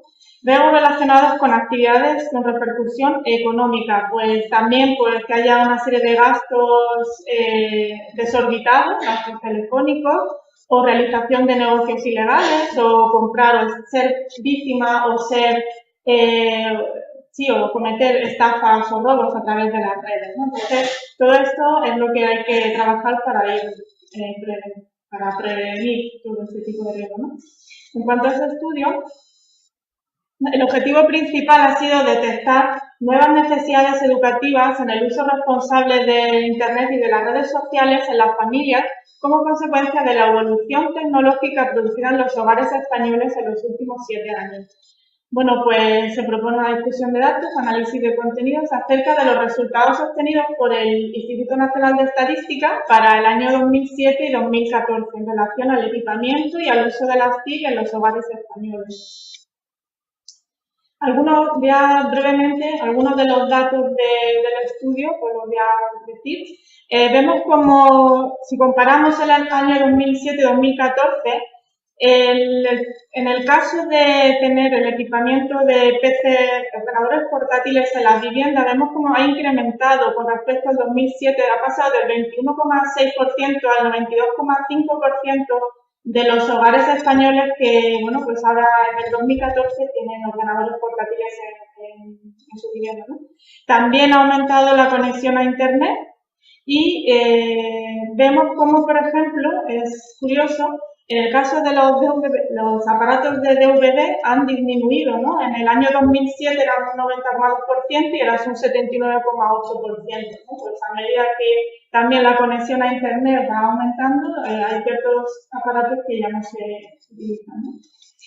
En cuanto al uso habitual de las TIC en menores y adultos, vemos, bueno, pues que en el caso de los menores no hay mucha diferencia en estos últimos 7 años en cuanto a su uso, ellos ya venían utilizando las TIC, pero en el caso de adultos, a partir de 35 años, de 35 a 64 años, sí vemos una evolución en su uso, ¿no? Ha incrementado positivamente en los últimos años el uso de los ordenadores, de los móviles y de la tecnología por parte de estos adultos. Por último, también, ¿qué lugares son de preferencia para utilizar, ¿no? Entre los menores de 10 y 15 años las TIC? Vemos como no hay diferencia entre estos años en el hogar familiar, donde se suele preferir utilizar las tecnologías, pero es curioso, en el caso de, bueno, en los centros escolares académicos tampoco hay diferencia y vemos en el caso de los cibercafés cómo se ha incrementado negativamente, ¿no? Por ejemplo, en el año 2007 el 11,5% de los menores utilizaban Internet en un lugar de café, cibercafé, y en el año 2014 un 5,2%. Pues eso está relacionado con que cada vez las viviendas españolas están más equipadas en tecnología y la conexión a Internet de ASDL cada vez es mejor, ¿no? Como resultado, pues en relación al equipamiento de las viviendas españolas, según datos del INE 2007-2014, en los últimos 7 años se ha incrementado el número de conexiones a Internet y a ADSL, y así como el uso de ordenadores portátiles en las familias. Los menores con edades comprendidas entre 16 y 24 años son los que hacen un mayor uso de Internet, produciéndose un aumento en los últimos años en el número de personas que acceden a la red en todas las edades, ¿no? En general. Y un dato curioso es que, bueno, en el año 2007, un elevado número de familias españolas, según el INE, un 82,3% de los casos, las familias llevaron a cabo medidas de restricción en el acceso de Internet. Sin embargo, en el 2014 no aparecen datos acerca de esto, pero según los datos recogidos por el INTECO, en el 2013, tan solo el 17,7% de las familias españolas adoptaron medidas educativas para favorecer el uso seguro y responsable de las TIC. Es algo que preocupa, ¿no? Es un dato bastante alarmante. Bien, por último, en cuanto a las conclusiones, pues que Internet y redes sociales en los hogares es una realidad que va en aumento y sobre todo en el caso de los niños digitales, ¿no? Lo que puede estar provocando pues el establecimiento de nuevas necesidades educativas en las familias en relación al uso responsable y adecuado de las TIC y las redes sociales. Bueno, redes sociales son aceptadas como recursos culturales, herramientas básicas para la socialización, partimos de que no hay que controlar sino educar. Entonces se considera necesario que padres y madres sean responsables del uso que se hace de las TIC de los menores y de Internet, enfocándose en el derecho de los menores a beneficiarse de las posibilidades que ofrecen Internet y redes sociales, ¿no? Entonces, bueno, como decía, que no consiste tanto en prohibir, sino en educar, pues es necesario y urgente transmitir herramientas necesarias para navegar por Internet con seguridad. Para todo ello, evidentemente, es necesario dotar de formación tecnológica y didáctica a las familias, es decir, no consiste tanto en teorizar, sí, la familia debe educar a sus niños, sino en realmente hay que ayudarles porque ellos muchas veces se ven en un momento desesperado, ¿no? Bien, estas conclusiones pues van en compañía con lo que decía al principio, de los estudios que se han llevado a cabo desde el año 2012, de Positivos en el que también se concluían que las familias tienen necesidades formativas, tanto tecnológicas como didácticas en el uso de las TIC. Muchas gracias.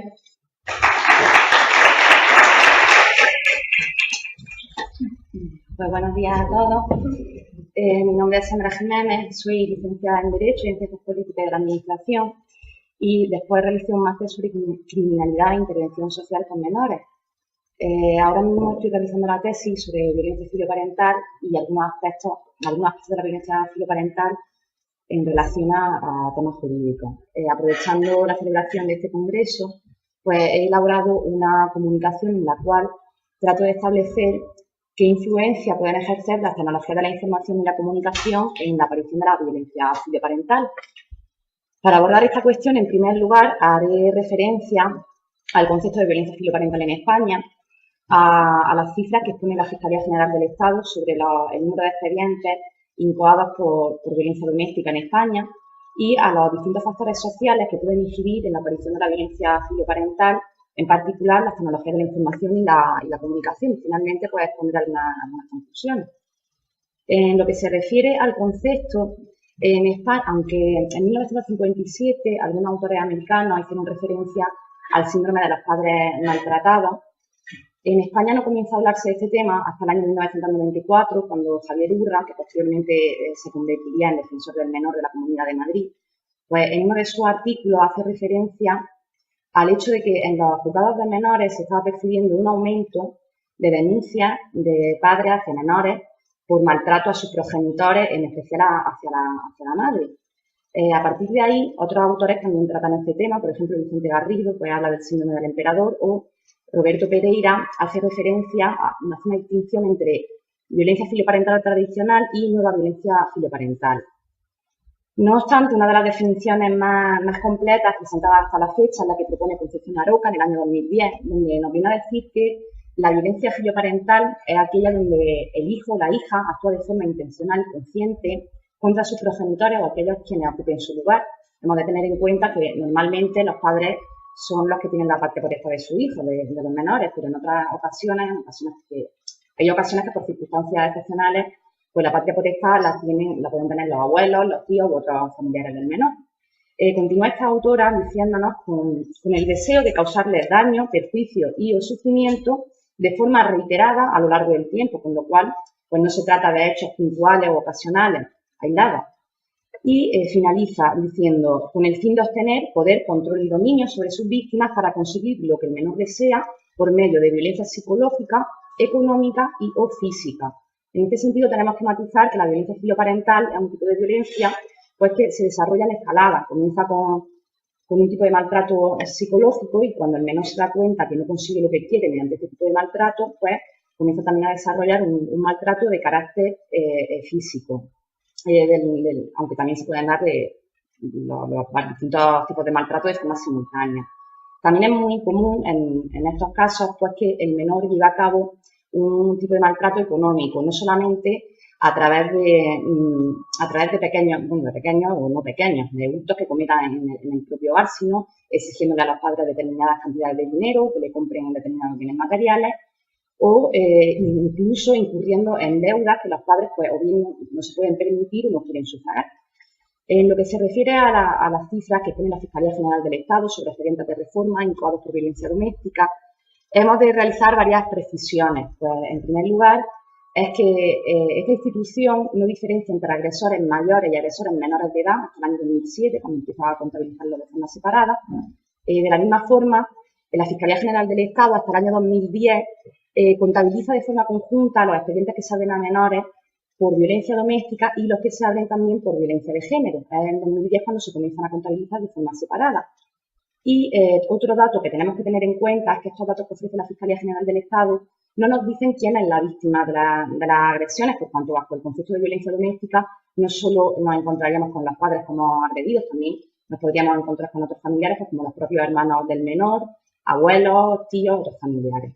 Entonces, por tanto, estas cifras nos muestran la evolución que sigue en el número de expedientes abiertos por violencia doméstica, pero no nos dicen con certeza la verdadera entidad de los casos de violencia filoparental, no solamente por los motivos que acabo de comentar, sino porque hay un porcentaje, una cifra negra, unos casos, no todos los casos de violencia filoparental se denuncian, con lo cual hay un porcentaje que se desconoce en las estadísticas oficiales o en las estadísticas públicas. Nos encontramos, por tanto, ante un fenómeno multicausal, dinámico y complejo, en cuya aparición pues, pueden influir múltiples factores, a modo de factores de riesgo, pueden ser tanto factores familiares, individuales, como factores sociales. Dejando a un lado los dos primeros y centrándonos en los factores sociales, la mayor parte de los autores mencionan que en la aparición de la violencia filoparental pues tiene cierta incidencia el cambio social, es decir, el hecho de que en un corto periodo de tiempo hayamos pasado de una sociedad eminentemente autoritaria a una sociedad excesivamente permisiva. También se alude a la proliferación de valores pues, como el consumo desaforado y desmedido, el obsesivo culto a la imagen, valores todos ellos en muchas ocasiones auspiciados por los medios de comunicación. Se hace referencia a la pérdida de valores morales y el sentido de la responsabilidad, al cambio en la estructura familiar, pues están surgiendo nuevas configuraciones familiares como pueden ser pues, parejas del mismo sexo, parejas de hecho, familias monoparentales, reconstituidas. Se alude también a la parentalidad tardía, pues cada vez nos vamos incorporando más tarde al mercado laboral, con lo cual vamos posponiendo el momento de ser padres. Se reducen los índices de natalidad. Se habla también, por ejemplo, de la incorporación laboral, de la progresiva incorporación de la mujer al mundo laboral, lo que provoca que en comparación con tiempos pasados, para mismo las mujeres dispongamos de menos tiempo para dedicarlo a nuestros hijos. Y junto a todos estos factores, también se hace alusión debido a la irrupción en la sociedad pues, de las nuevas tecnologías de la información y la comunicación, pues se hace alusión a un cambio en el tiempo de ocio y en las actividades a las que nuestros menores dedican su tiempo libre. En este sentido, al igual que ha hecho la compañera justo antes del descanso, yo también he utilizado la encuesta sobre equipamiento y uso de tecnologías de la información y la comunicación en los hogares, publicada por el Instituto Nacional de Estadística el año pasado, donde nos dice pues, que el uso de ordenadores en la población infantil de 10 a 15 años sería en la actualidad pues, de un 93,8%, alcanzando su utilización con conexión a Internet un 92%. Y la disposición de teléfono móvil se incrementa a partir de los 10 años, hasta alcanzar los 15 años, un 90,3%. Así las cosas, pues no es de extrañar que muchos episodios de violencia filoparental surjan por disputas en torno a este tema, bien porque el padre le reprocha al menor pues, el excesivo gasto de móvil, bien porque le reprende por estar jugando de madrugada al ordenador y le pide que lo apague, o simplemente porque el padre intenta que el hijo pues, deje de pasar la vida pendiente del ordenador, del teléfono, de otros dispositivos y trata de ponerle un horario.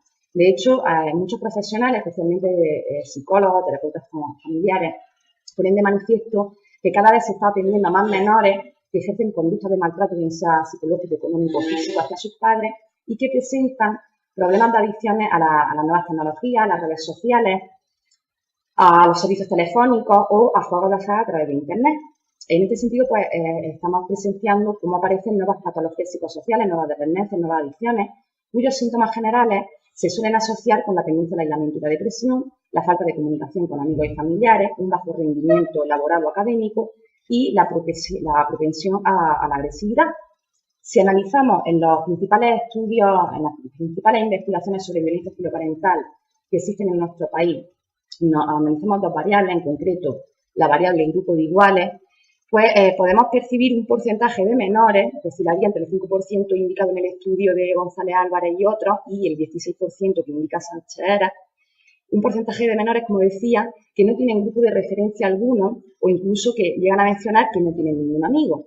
Y por otro lado, si atendemos a la variable ocio y tiempo libre, podemos observar un porcentaje de menores que oscilaría entre el 4% que indica Ibabe y otros colaboradores y el casi 46% que indica Sánchez Heras, pues que dedican su tiempo libre a las nuevas tecnologías de la información. De esta forma, atendiendo a los resultados de las primeras investigaciones sobre violencia filoparental, percibimos dos perfiles de menores agresores o de menores que ejercen violencia filoparental. Por un lado, aquellos menores que disponen de un amplio grupo de amigos, de iguales, y dedican su tiempo libre pues, a estar con ellos en la calle, realizando determinadas actividades. Y por otro lado, aquellos menores que no disponen de un grupo de iguales de referencia, o que incluso no tienen ningún amigo y que dedican su tiempo libre a estar en casa solos, con claras conductas de aislamiento y dedicándolo pues, a las nuevas tecnologías de la información y la comunicación, ya sea ordenadores, videojuegos, tablets, redes sociales, etc. De esta forma, y a modo de conclusión, pues podemos mencionar que la relación entre la violencia filoparental y las tecnologías de la información y la comunicación no es banal, por cuanto un uso inadecuado o excesivo de estos medios puede constituir un factor de riesgo en la aparición de la violencia filoparental. No obstante, pues tendríamos que seguir investigando pues, para ver cómo de relevante y preocupante puede ser esta relación. Y por último decir pues, que a pesar de advertir sobre los efectos perniciosos que puede conllevar un uso abusivo o un mal uso de las tecnologías de la información y la comunicación, hemos de reconocer pues, que se tratan de instrumentos plenamente válidos para el conocimiento del mundo que nos rodea, la educación, el aprendizaje, la socialización y el entretenimiento. Todo depende de la disposición crítica con la que se utilicen y del uso que se haga de ellos. Con estas conclusiones finalizo, así que daros las gracias a todos por vuestra atención.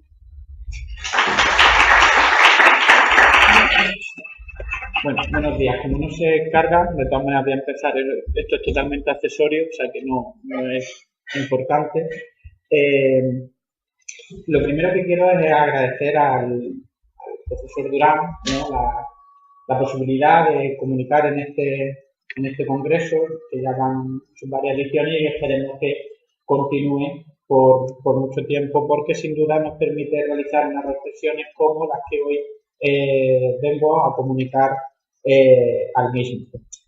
Como han presentado, ¿no? El título es sobre educación en casa y sociedad digital, reflexiones constitucionales. Con esto ya estoy marcando la primera aproximación metodológica a estas reflexiones que van a ser desde un punto de vista de la protección de los derechos que están en juego, desde la óptica, obviamente, del derecho constitucional. Y también verán que en el título se apuesta por una terminología castellana, educación en casa. Es verdad que está muy extendida la problemática como su denominación en inglés como homeschooling, pero me parece más oportuno que lo tratemos en castellano, aunque ello nos pueda llevar a cierta confusión, ¿no? Porque todos sabemos que efectivamente la educación de un menor se produce en cualquier momento del día, no solo en la escuela, ¿no? Evidentemente los padres también están transmitiendo esa educación, pero yo creo que es por todo fácilmente entendible que por educación en casa nos estamos refiriendo al cuestionamiento del modelo de escolaridad, ¿no? Y sobre eso pues vamos a hacer unas reflexiones al respecto. Yo lo que quería poner en la página web, pero que no se carga, así que lo quito para no distraernos. Quería traer la idea, ¿no? que está detrás de este grupo, de este colectivo de padres que cuestionan el modelo de escolaridad que está implantado en España tradicionalmente y que la Constitución lo acoge sin problema al regular el derecho de educación en su artículo 27. Si bien es cierto que hay que hacer una puntualidad que es no menor, porque la idea de escolaridad propiamente no está recogida en la Constitución. En la Constitución lo que se recoge es que la educación básica es obligatoria y por tanto gratuita. Eso es lo que está recogido en la Constitución. Y luego en la Constitución, en este mismo artículo 27, se prevé que puedan existir centros públicos o privados donde se realice dicha educación. Esto es muy lógico porque el constituyente en ese momento no se planteaba la posibilidad de la existencia de estos movimientos que quizás nos vienen más de países de tradición liberal como es en concreto Estados Unidos, ¿no? Todo este movimiento de la educación en casa nos viene de esta filosofía que tiene sobre todo el mundo anglosajón de la individualidad, ¿no? como verdadera portadora de unos valores, y la duda ante lo que el Estado pueda aportar en esa educación.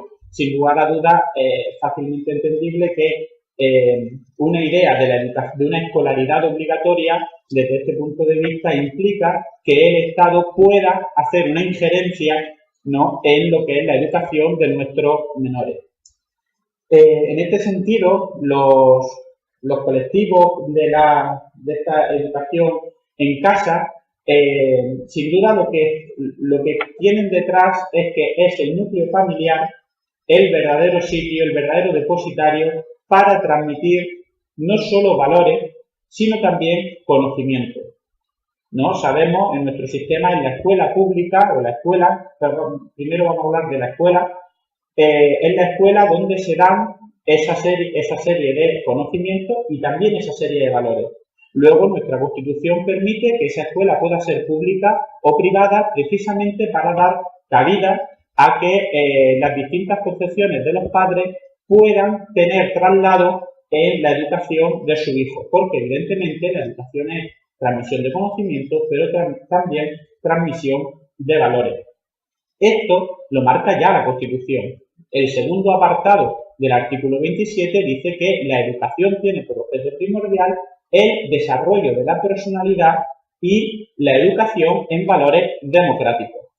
O sea, en ese sentido, ¿hay ideología de Estado? Sí hay una ideología de Estado, pero una ideología de Estado que es el respeto a los derechos fundamentales y el respeto a la convivencia. Yo creo que todos podemos estar de acuerdo en que esto no hace mal a nadie, porque lo que ayuda es precisamente que el individuo en la escuela, este individuo menor, pero individuo, pueda desarrollarse en un espacio de convivencia como es la escuela pública.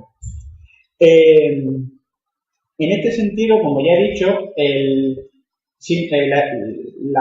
esta forma de transmitir valores dejamos aparte ya la idea del conocimiento y también vamos a dejar aparte la idea de titularidad pública o privada de los centros escolares que conocemos, porque no es importante para este objeto de reflexión, y es que los menores, cuando se encuentran en esta situación de educación, tenemos que verlos que son los verdaderos sujetos de la educación. De hecho, se nos escapa muchas veces que es que el artículo 27, su titular es un menor de edad.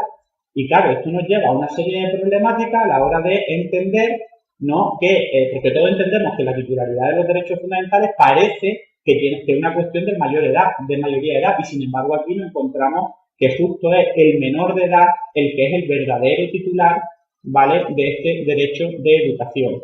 Es cierto que la Constitución también prevé que los padres, que es ya un derecho diferente, son titulares de la decisión de qué educación filosófica y moral y religiosa, por tanto, también se le otorga a su hijo. Y es por eso que en las escuelas existe la posibilidad de dar educación religiosa o educación ética, por ejemplo, ¿vale? Pero este debate también lo vamos a dejar aparte por una cuestión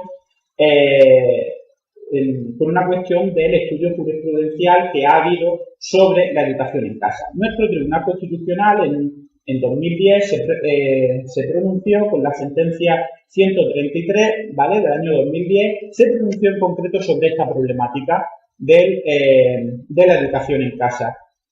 El Constitucional dijo muy rápidamente que los padres no eran titulares como tal de este derecho de educación, que el interés del menor tenía que estar por encima, ¿vale?, del interés de los padres. Esto se coge también de la sentencia contra Alemania del Tribunal Europeo de Derechos Humanos, y que en nuestra Constitución, si bien es cierto que el sistema de escolaridad no está expresamente constitucionalizado, nada objeta al legislador para que haya optado por este sistema. Al no estar constitucionalizado, también es verdad que políticamente hay un margen para el legislador para optar por otro modelo. Sin embargo, un detalle. Con todos los cambios que hay, con todos los vaivenes que se producen cada vez que hay un cambio de gobierno, de partido en el gobierno, justo en materia de educación, que todos sabemos que la educación, que es una materia que todos desearíamos que se llegara a un consenso, ¿no?, parecido al consenso constitucional. Sin embargo, la escolaridad nunca se ha puesto en duda por ninguno de los dos grandes partidos que han gobernado este país desde la democracia. Entonces, en ese sentido, podemos decir que la escolaridad no está puesta en duda, el modelo de escolaridad, es decir, el menor se educa en un espacio compartido que es la escuela y se va a educar con otros, más allá de solo su ámbito cercano, su ámbito familiar. ¿Cómo razona el Constitucional? Dice, efectivamente, las familias van a poder, no van a poder pedir al Estado que a ellos se les exonere por vía de esta educación filosófica y religiosa, porque no es de ese derecho del que estamos hablando. Los padres tienen su ámbito de libertad de enseñanza, que era la distinción que hacíamos al principio, a través del artículo 27.1. No se les está negando a los padres que ellos eduquen a sus hijos como quieran. Se está diciendo lo que es la educación básica y obligatoria, el modelo que se prevé en la legislación se produce en una escuela. Y esa en una escuela tiene que ser desde los 6 hasta los 16 años en el momento actual de nuestra legislación. ¿Qué es lo que sucede? Que el tribunal dice, aun habiendo la posibilidad que el legislador opte por otro modelo, sin embargo, tenemos la forma en la que con el modelo actual es constitucionalmente posible que los padres creen centros docentes, derecho que está constitucionalizado en el propio artículo 27. Claro, les dice, si ustedes quieren dar educación diferenciada a su hijo, ¿vale?, creen un centro docente, porque la Constitución les ampara, ¿vale? Esta libertad de enseñanza tiene un traslado y unido al 27.3, la transmisión de valores morales y religiosos, tiene un sentido en la posibilidad de creación de centros docentes por unos padres concretos. Evidentemente estaríamos hablando de un centro, en este caso, de naturaleza privada, ¿no? Pero esto ya el Constitucional lo recuerda. Claro, el Constitucional dice, yo no puedo hacerle de legislador.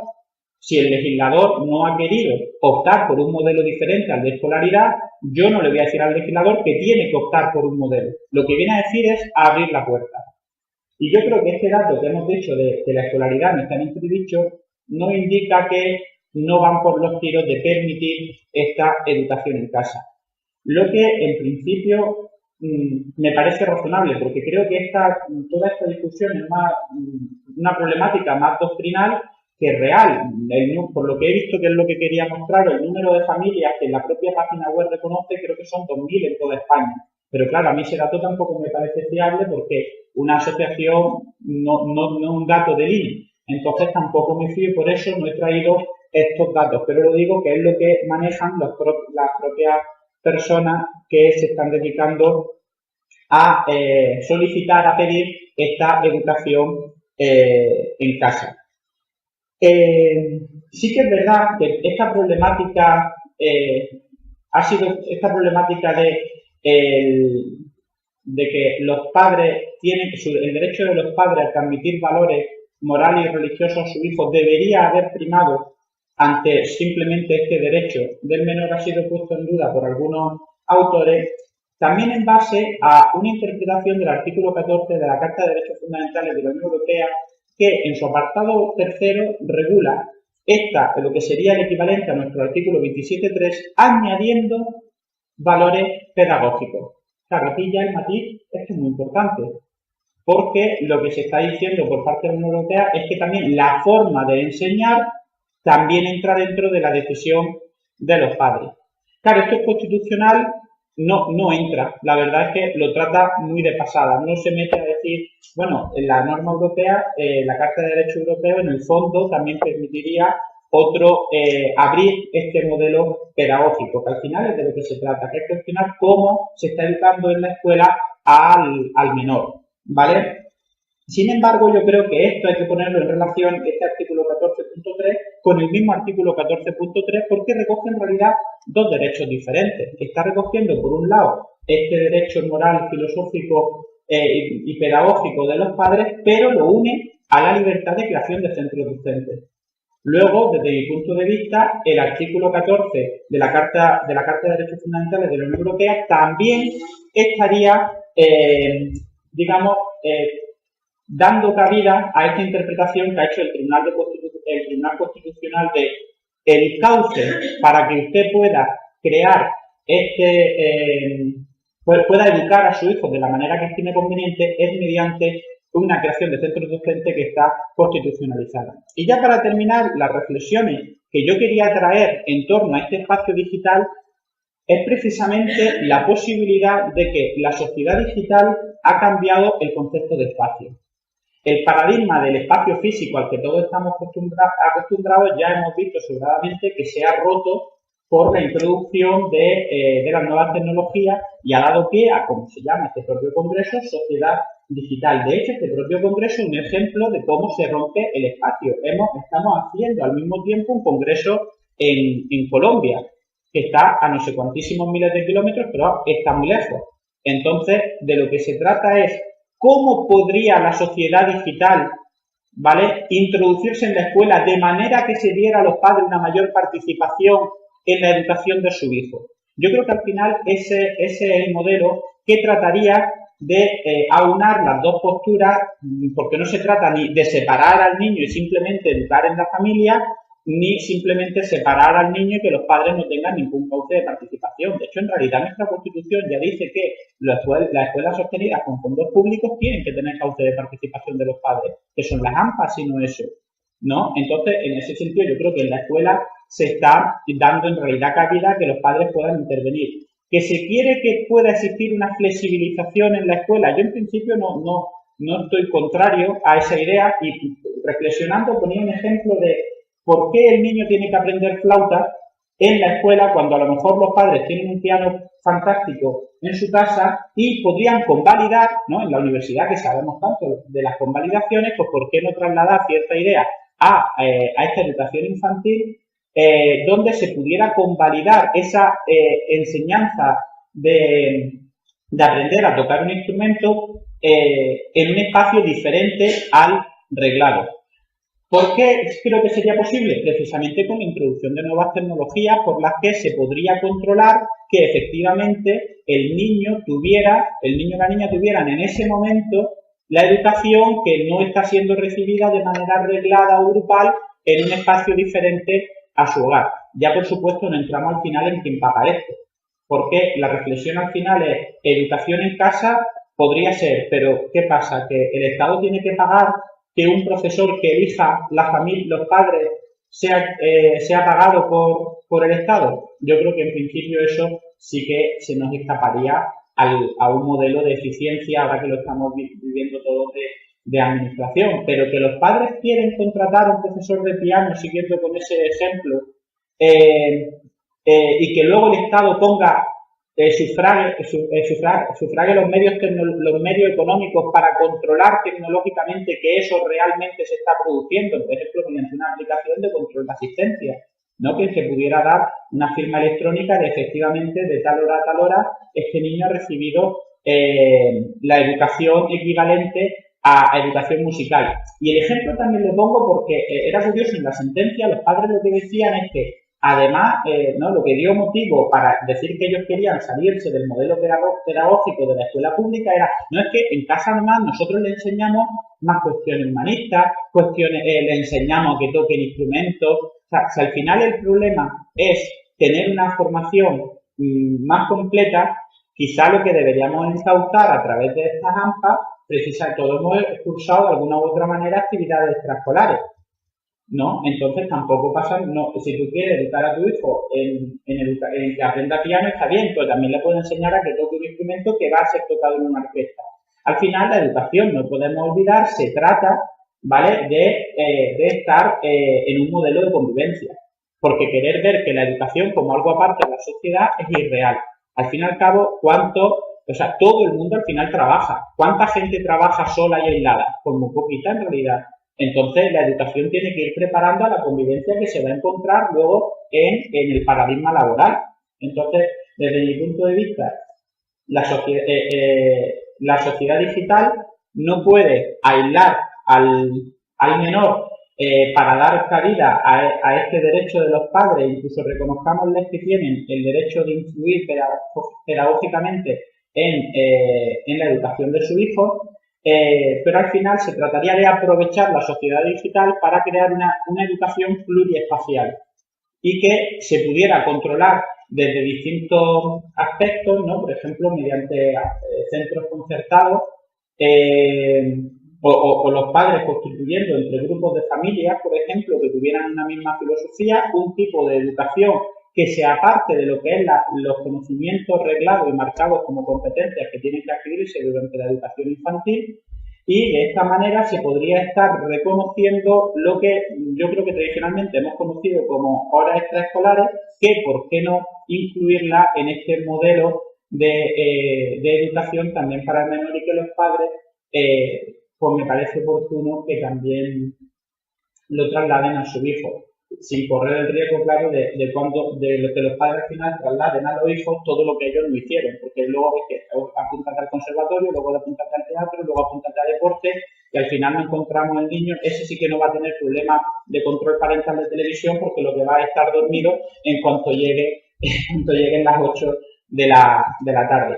Y con esto termino, reiterando mi agradecimiento por esta oportunidad, y si queréis abrir un debate, como tenemos tiempo, pues encantado. Muchas gracias.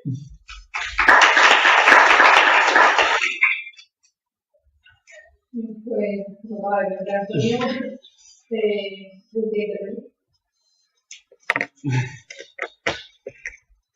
yo quiero contarte una cosa que compleja. Sí. Compleja en el sentido sabemos un poco de lo que tenemos marcado, pero como asumir, nosotros planteamos esa alternativa que acabamos de plantear. También habría que plantear, en el caso de ser esa alternativa, que fuera posible, qué repercusiones futuras, ¿no? En el caso de la universidad, tendría en esos niños que no saben seguir en un sistema de grado. Claro. ¿Están preparados para poder acceder? Claro, sus padres son los que han hecho ese.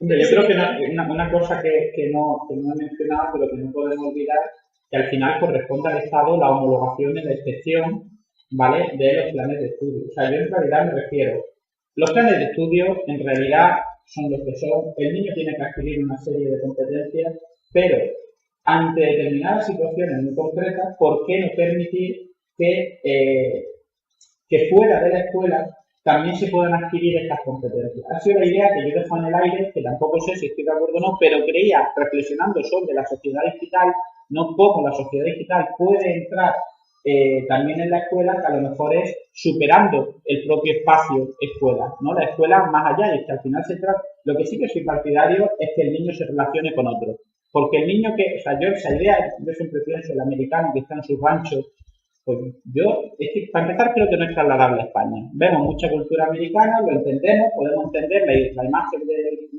que está en su rancho en Texas, pero en realidad aquí no pasa. Es que un niño en la Alpujarra se relaciona más con otros niños, aunque esté en la Alpujarra y no sea urbano, ¿no? Que también no entramos ya en el modelo urbano que todos tenemos en la cabeza de puedo elegir tal colegio, tal otro, tal. No, claro, tú te vas a un pueblo de la Alpujarra y está el colegio que está. Y ahí al final, eso es traslado al final de la propia vivencia en el pueblo, ¿no? Lo que pasa es que en el momento de estar dando clase estás en un espacio diferente a la mesa de camilla de tu casa, ¿no? Porque yo creo que lo que no podemos caer en la idea del niño que está en su casa, en la mesa de camilla con un tutor, eso lo dejamos también para otra época. Yo no estoy partidario de eso, pero sí que creo que la sociedad digital puede permitir que los padres se hagan más activos. Claro, que luego hay otra cuestión que es muy importante, y es que en realidad lo que están proponiendo estas familias es un modelo de sociedad, no es un modelo de educación. Porque al final, ¿qué padres están en realidad todo el día, pueden estar todo el día educándose a sus hijos? Es que claro, yo eso me lo planteo y digo que están pensando, o viene la institutriz, esa idea, ¿no? Un poco de novela, o viene o el profesor que viene a ser, pero eso no es un modelo que yo creo que sea en realidad exportable. Ahora bien, la Constitución ya hemos visto que el Tribunal Constitucional dice que lo permite. Yo creo.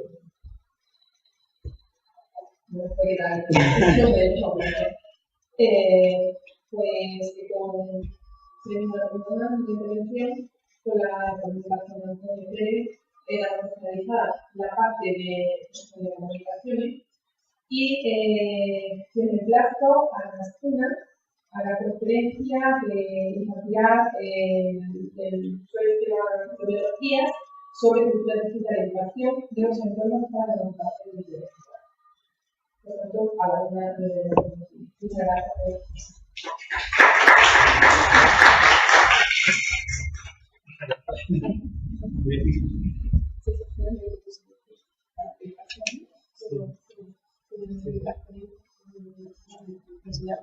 Una forma de... Es que yo creo que nada, esto sí. Pero yo me imagino a estos padres que piensan, pero o sea, son padres que piensan todo el día y pueden estar todo el día diciendo no vas a estudiar algo, ¿sabes? Claro, no quieren meterme en esa situación, pero parece que un poco... Claro, sí, pero tú eres no sé qué, la vida, bien, yo creo que me he planteado